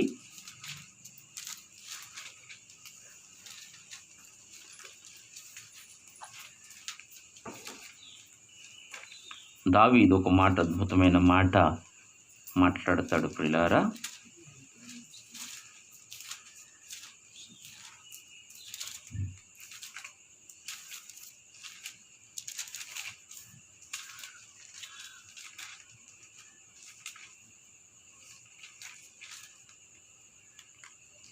మాట నేను జ్ఞాపకం చేస్తున్న మాట ఏమిటంటే, దావీదు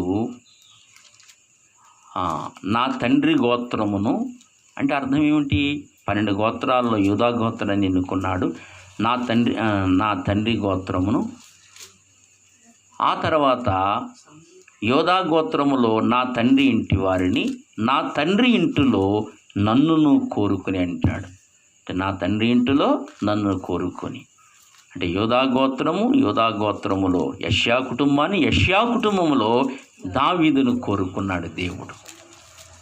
ఏమండి, దావీదు అన్నను త్రోసివేశాడు దేవుడు. అలాగనే నీ బంధువుల్లో, నీ రక్త సంబంధుల్లో దేవుడు నిన్ను కోరుకుని ఉండగా నువ్వు ఎట్లా జీవిస్తున్నావు? భూమి మీద ఆయన చిత్తానుసారంగా జీవిస్తున్నావా? ఆయనకి ఇష్టడుగా జీవిస్తున్నావా? ఆయన సంకల్ప ప్రకారం జీవించగలుగుతున్నావా? నీ హృదయము ఆయనకు అనుకూలంగా ఉందా? నిన్ను పరిశీలించుకోవాలి, నిన్ను పరీక్షించుకోవాలి.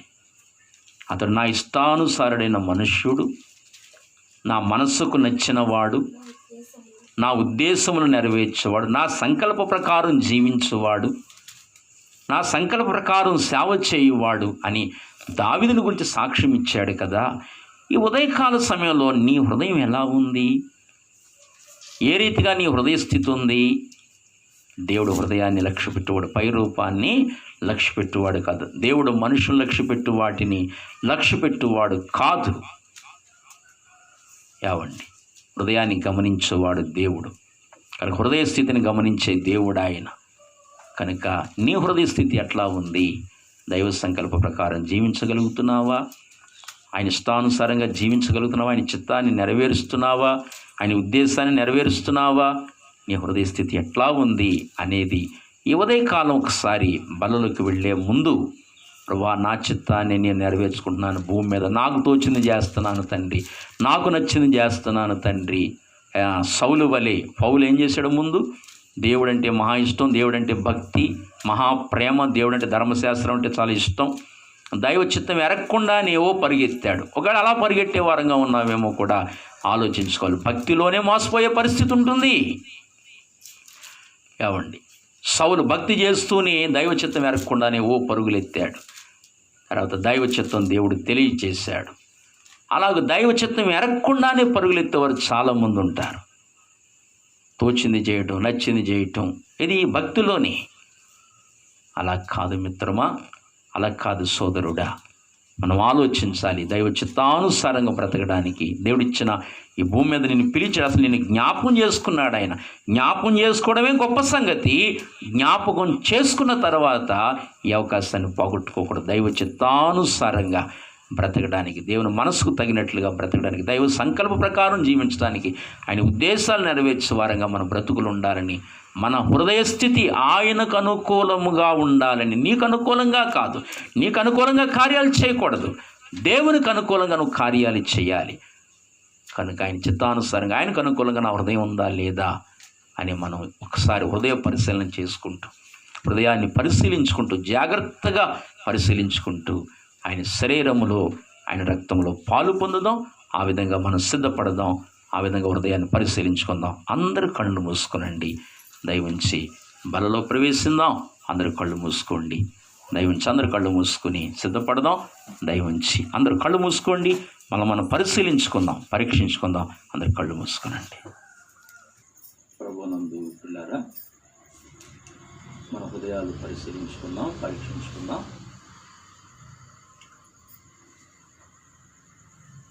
నేను మీకు అప్పగించిన దాన్ని ప్రభువున పొంది తిని, ప్రభు అయిన యేసు తను అప్పగింపబడిన రాత్రి ఒక రొట్టెని ఎత్తుకొని కృతజ్ఞతాస్తుతులు చెల్లించి దానిని విరిచి, ఇది మీ కొరకైన నా శరీరమును జ్ఞాపకం చేసుకున్నటకై దీన్ని చేయుడని చెప్పాను. ప్రేమ కలిగిన మా మహాపరిశుద్ధ పరమ తండ్రి, సమయంలో తండ్రి ఈ యొక్క రొట్టెని బట్టి మీ సన్నిధిలో ప్రార్థన చేస్తున్నాం. దీనినైనా మీ శరీరముగా ఆశీర్వదించమని ప్రార్థన చేస్తున్నాం. మీరు అప్పగించబడిన రాత్రి ఒక రొట్టెను ఎత్తుపట్టుకుని దేవునికి కృతజ్ఞతాస్తుతులు చెల్లించి దాన్ని ఆశీర్వదించి దాన్ని విరిచి శిష్యులకిస్తూ, ఇది నా శరీరము, దీన్ని మీరు తీసుకుని తినుడి అని మీరు సెలవిచ్చారు. అవును తండ్రి, శరీరధారిగా పరమాత్ముడవైన నీవు శరీరధారిగా భూమి మీదకి దిగివచ్చి మేము చేసిన తప్పిదములు, మేము చేసిన పాపములు, అపరాధములు అన్నిటి కొరకు తండ్రి, మేము పొందవలసిన శిక్ష యావత్తూ కూడా మీ శరీరం మీద మీరు మోసి మాకు శిక్ష లేకుండా చేసి మీ శరీరమును మాకు నిజమైన ఆహారముగా ఇచ్చినందుకు వందనాలు చెల్లిస్తున్నా. నీ శరీరము తిని నీ రక్తం త్రాగువాడే నిత్య జీవము కలవాడు, అంచెదినా నేను వాడిని లేపుతానని సెలవిచ్చారు. కనుక దీన్ని మీరు ఆశీర్వదించండి నాయన. నా కొరకు విరవబడ్డావని, నా కొరకు మాంసపు ముద్దగా తయారయ్యావని, నా కొరకు నన్ను హింసించబడిన దేవుడవని నేను ఎరగలుగుతున్నాను. ఆ శిక్ష అంతా నాదేనని గుర్తించి నేను నా రక్షకుడిగా, నా దేవునిగా నేను అంగీకరించి ఉన్నాను. మీ శరీరాన్ని నాకు నిజమైన ఆహారముగా ఇచ్చినందుకై నిండు మనసుతో మీ కృతజ్ఞతలు చెల్లించుకుంటూ, మీ శరీరం నాకు యోగ్యమైన పాలు ఇవ్వండి. మీ వాక్యమనే ఉదకము చేత నా హృదయాన్ని సంపూర్ణంగా కడిగి నీకు ఇష్టడుగా, నీ ఇష్టానుసారుడిగా, నీ చిత్తానుసారముగా, నీ ఉద్దేశాలు నెరవేర్చే వ్యక్తిగా, నీ యొక్క సంకల్పాన్ని నెరవేర్చే వ్యక్తిగా నా బ్రతుకు ఉండునట్లుగా నన్ను భూమి మీద సిద్ధపరచమని కోరుకుంటూ, నీకు ఇష్టడుగా బ్రతికే కృప ఇచ్చేయమని కోరుకుంటూ, యేసుక్రీస్తు ప్రభు నామమున ప్రార్థించి వేడుకుంటున్నాము తండ్రి. ఆమేన్, ఆమేన్.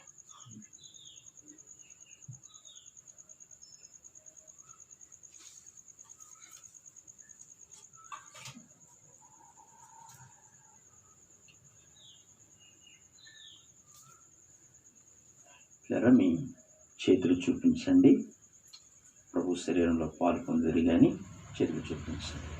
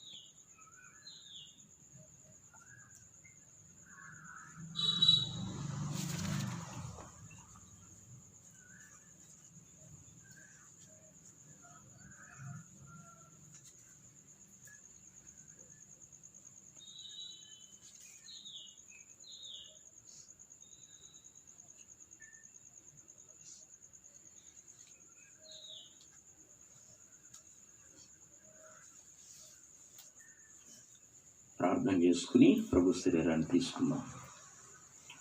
ప్రేమ కలిగిన తండ్రి, పరిశుద్ధుడా, నీ కొందనాలు. అవును నాయన, మీ శరీరాన్ని మాకు ఆహారముగా ఇచ్చి వెళ్ళారు.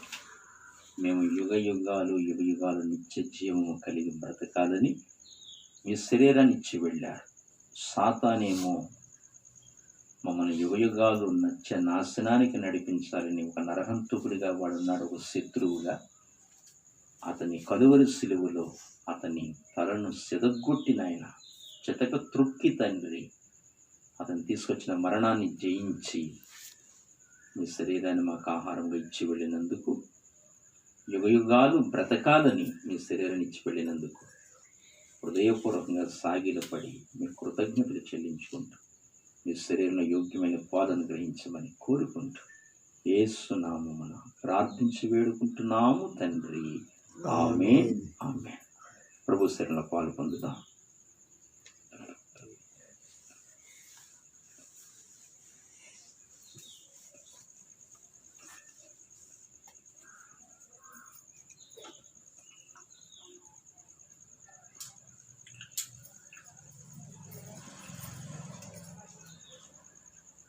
ఆ ప్రకారమే భోజనమైన పిమ్మట ఆయన పాత్రను ఎత్తుకుని, ఈ పాత్ర నా రక్తము వలన కొత్త నిబంధన, మీరు దీనిలో త్రాగునప్పుడు అలా నన్ను జ్ఞాపకం చేసుకున్నట్టుకై దీన్ని చేయుడని చెప్పాను.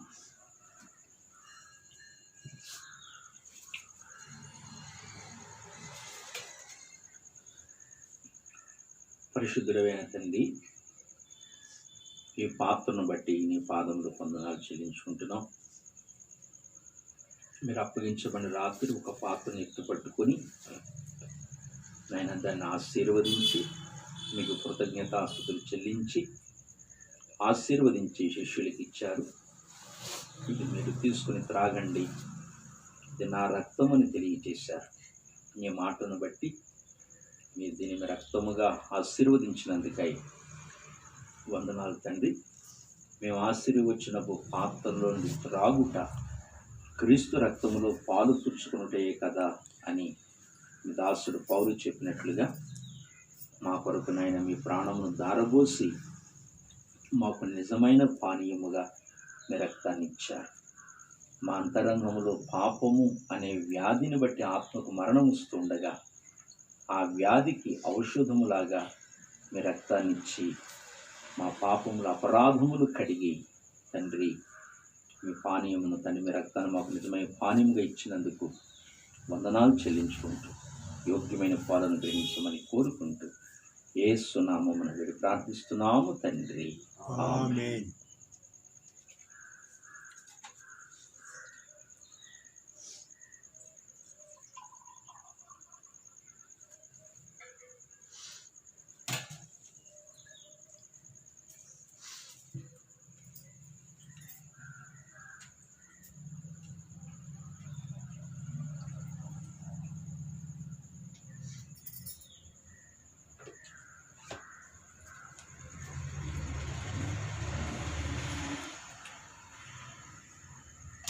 కుడి చేతులు చూపించండి, పాత్రలో పాల్పొందుదురు గాని.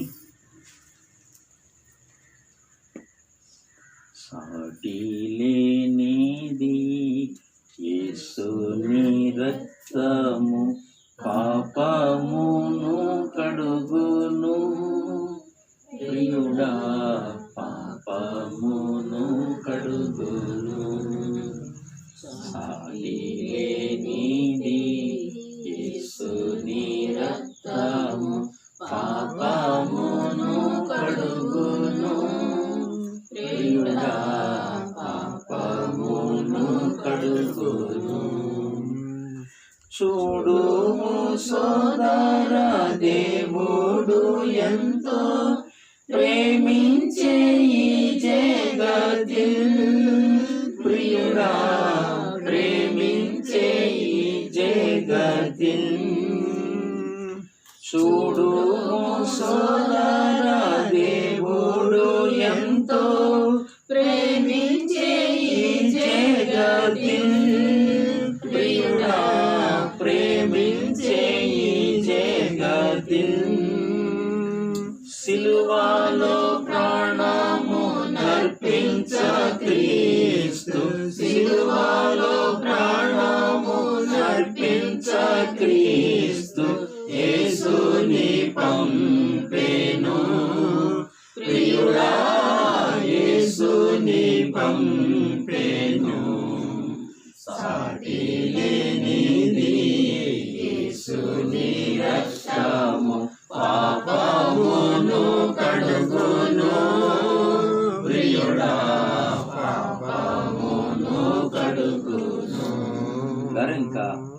వార్తలో పాలు పొందుదాం. ప్రార్థన చేసుకుందాం. పరిశుద్ధుడైన తండ్రి, మమ్మల్ని మిక్కిలిగా ప్రేమించిన మా కన్న తండ్రి, మీ ప్రాణమంతయు కూడా ధారపోసి ఆపదాస్యం నుండి మమ్మల్ని విడిపించినందుకై నిండు మనసుతో మీ వందనాలు చెల్లించుకుంటున్నాం. ఎవరు తండ్రి మా కొరకు ప్రాణం ఇచ్చిన వారు ఎవ్వరూ లేరు. నువ్వు మా దేవుడువు కనుక, మమ్మల్ని సృష్టించిన దేవుడువు కనుక, మా రక్షణకర్తవి కనుక, మా విమోచకుడివి కనుక, మమ్మల్ని ప్రేమించుచున్న దేవుడువు కనుక మీ ప్రాణం మా కొరకు దారబోసి మమ్మల్ని విమోచించినందుకై వందనాలు చెల్లించుకుంటూ ఈ పాత్రను మీరు ఆశీర్వదించమని, యోగ్యమైన పాలు దయచేయమని కోరుకుంటూ యేసు నామమున ప్రార్థించి వేడుకుంటున్నాము తండ్రి. ఆమేన్. పాత్రలో పాలు పొందుదామండి.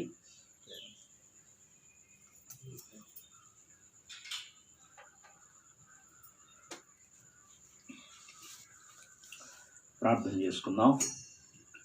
పరిశుద్ధుడైన తండ్రి, ఇంకా బల్ల మీద మిగిలి ఉన్న రక్త మాంసమును బట్టి ప్రార్థన చేస్తున్నాం.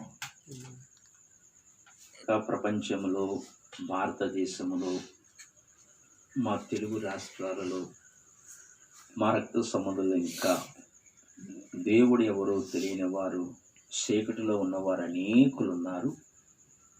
మమ్మల్ని మీరు ఎలాగైతే వెలిగించారో, మమ్మల్ని ఏర్పరచుకున్నారో, వారిని కూడా వెలిగించి ఏర్పరచుకొని పరిశుద్ధునిగా చేసి మీ బల్ల మీద మిగిలి ఉన్న రక్తమాంసంలో వారు కూడా పాలు పొందినట్లుగా వారికి కూడా అవకాశం ఇమ్మని ప్రార్థన చేస్తున్నాం.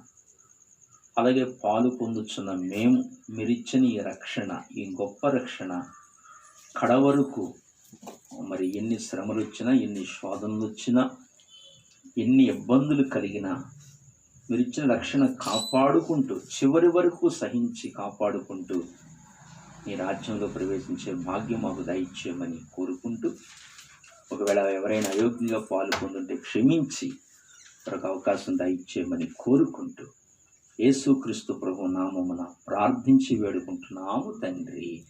ఆమేన్. ఆమేన్. ఓకే, ఇప్పుడు ఒక పాట పాడుకుని ఆరాధించుకుందాం. మన పాటల పుస్తకంలో నుంచి అందరం కలిసి పాట పాడుకుందాం. ఆ పాట పాడుకుని ప్రభువుని ఆరాధన చేద్దాం. మన పాటల పుస్తకంలో నుంచి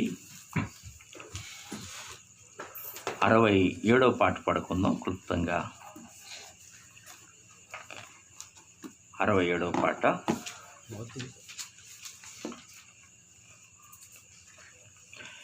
స్తుతించుడి యెహోవా దేవుని సూర్య చంద్రులరా, పవిత్ర దూతగణ సేనాధిపతికి ఉన్నత స్థలములలో యెహోవాను స్తుతించుడి. స్తుతించుడి యెహోవా దేవుని సూర్య చంద్రులరా, పవిత్ర దూతగణ సేనాధిపతికి ఉన్నత స్థలములలో యెహోవాను స్తుతించుడి. కాంతి గల నక్షత్రములారా పరమాకాశమా, కాంతి గల నక్షత్రములారా పరమాకాశమా, ఆకాశ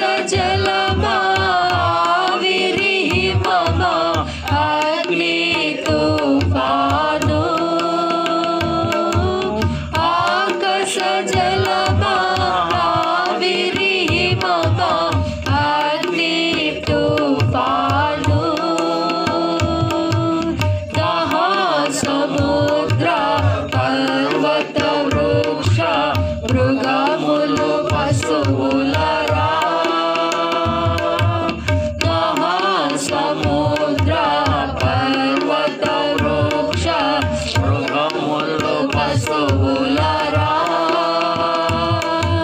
ప్రశంసించుడి ఫలవృక్షములు పరమా తండ్రిని యెహోవాను స్తుతించుడి స్తుతించుడి యెహోవా దేవుడి సూర్య చంద్రులరా పవిత్ర దూతగణ సేనాధిపతికి ఉన్నత స్థలములలో యెహోవాను స్తుతించుడి రాజులు ప్రజలు న్యాయాధిపతులు అధిపతులారా రాజులు ప్రజలు న్యాయాధిపతులు అధిపతులారా బాలురు యౌవన కన్యక వృద్ధులు ప్రభును స్తుతించుడి బాలురు యౌవన కన్యక వృద్ధులు ప్రభును స్తుతించుడి ప్రాకు జీవులు పలువిధ పక్షులు పాడి స్తుతించుడి ప్రాకు జీవులు పలువిధ పక్షులు పాడి స్తుతించుడి ప్రశంసించుడి ప్రభావ మహిమలు పరమా తండ్రిని యెహోవాను స్తుతించుడి స్తుతించుడి యెహోవా దేవుని సూర్య చంద్రులరా పవిత్ర దూతగణ సేనాధిపతికి ఉన్నత స్థలములలో యెహోవాను స్తుతించుడి. ఆరాధన చేసుకుందామండి. అందరు కళ్ళు మూసుకోండి, నాతో పాటు ఏకీవించండి. ఆరాధన చేసుకుని ముగించుకుందాం. ప్రేమ కలిగిన మా మహాపరిశుద్ధ పరమ తండ్రి, మీ సన్నిధిలో నాయన ఇంతవరకు ప్రతి ఘట్టములో మాకు తోడై ఉన్నందుకు మీకు స్తోత్రాలు చెల్లించుకుంటున్నాం. అవును తండ్రి, మమ్మల్ని ఏర్పరచుకున్నారు తండ్రి. ఎన్నిక లేని మమ్ములను, పురుగు వంటి వారమైన మమ్ములను, దుమ్ము ధూళి వంటి వారమైన మమ్ములను, ఎన్నిక లేని మా మీద మీరు మనస్సు నిలిపి మా కొరకు నాయన ఈ లోకంలోకి మట్టి పాత్రలోనికి దిగివచ్చి నిన్ను నీవు తగ్గించుకొని దేవునితో సమానముగా ఉండుట విడిచిపెట్టకూడని భాగ్యమని ఎంచుకోలేదు, కానీ మనుష్యుల పోలికగా పుట్టి దాసుని స్వరూపాన్ని ధరించుకొని శిలువ మరణాన్ని ఎంచుకొని మీ ప్రాణమంతయు మా కొరకు దారబోసి మమ్మల్ని కొనుక్కున్నారు నాయన. నేను నీవెంతగానో తగ్గించుకుంటూ వచ్చి మమ్మల్ని విమోచించారు.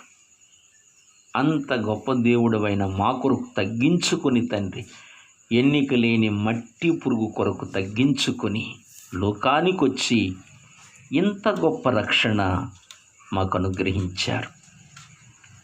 ఎన్నిక లేని మా కొరకు ఎంతో త్యాగము చేసిన దేవుడు తండ్రి. మా కొరకు, నా కొరకు సమస్తాన్ని వదులుకున్నావు. తండ్రిని వదులుకున్నావు, తల్లిని వదులుకున్నావు, సింహాసనం వదులుకున్నావు, గొప్ప మహిమను వదులుకున్నావు, ప్రభావాన్ని వదులుకున్నావు, మట్టి దేహంలోకి వచ్చావు. చివరికి మీ ప్రాణాన్ని కూడా నా కొరకు వదులుకున్నందుకై నేను స్తుతించి ఆరాధించి కొనియాడుతున్నా.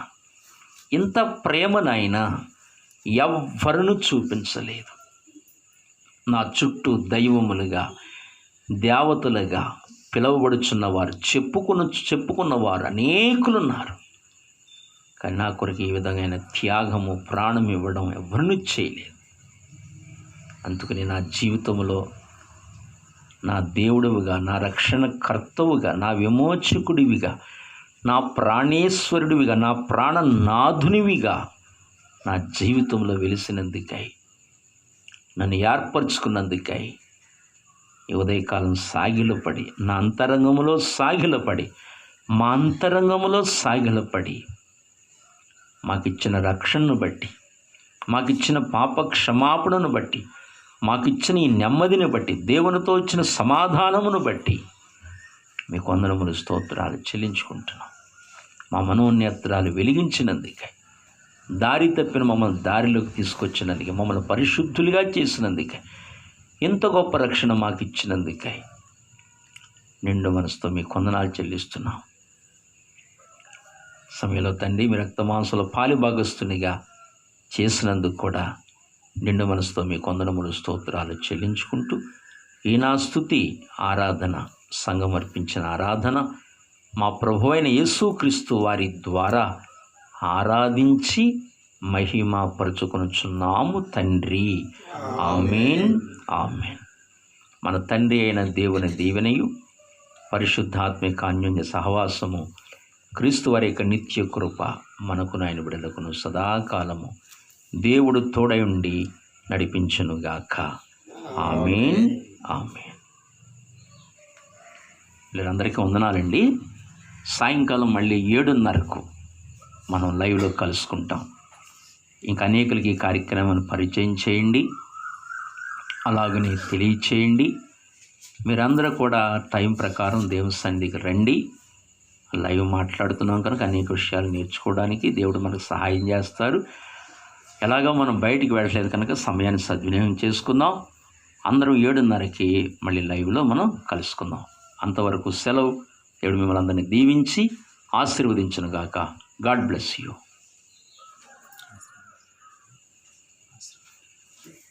ఆశీర్వదించారు కదా.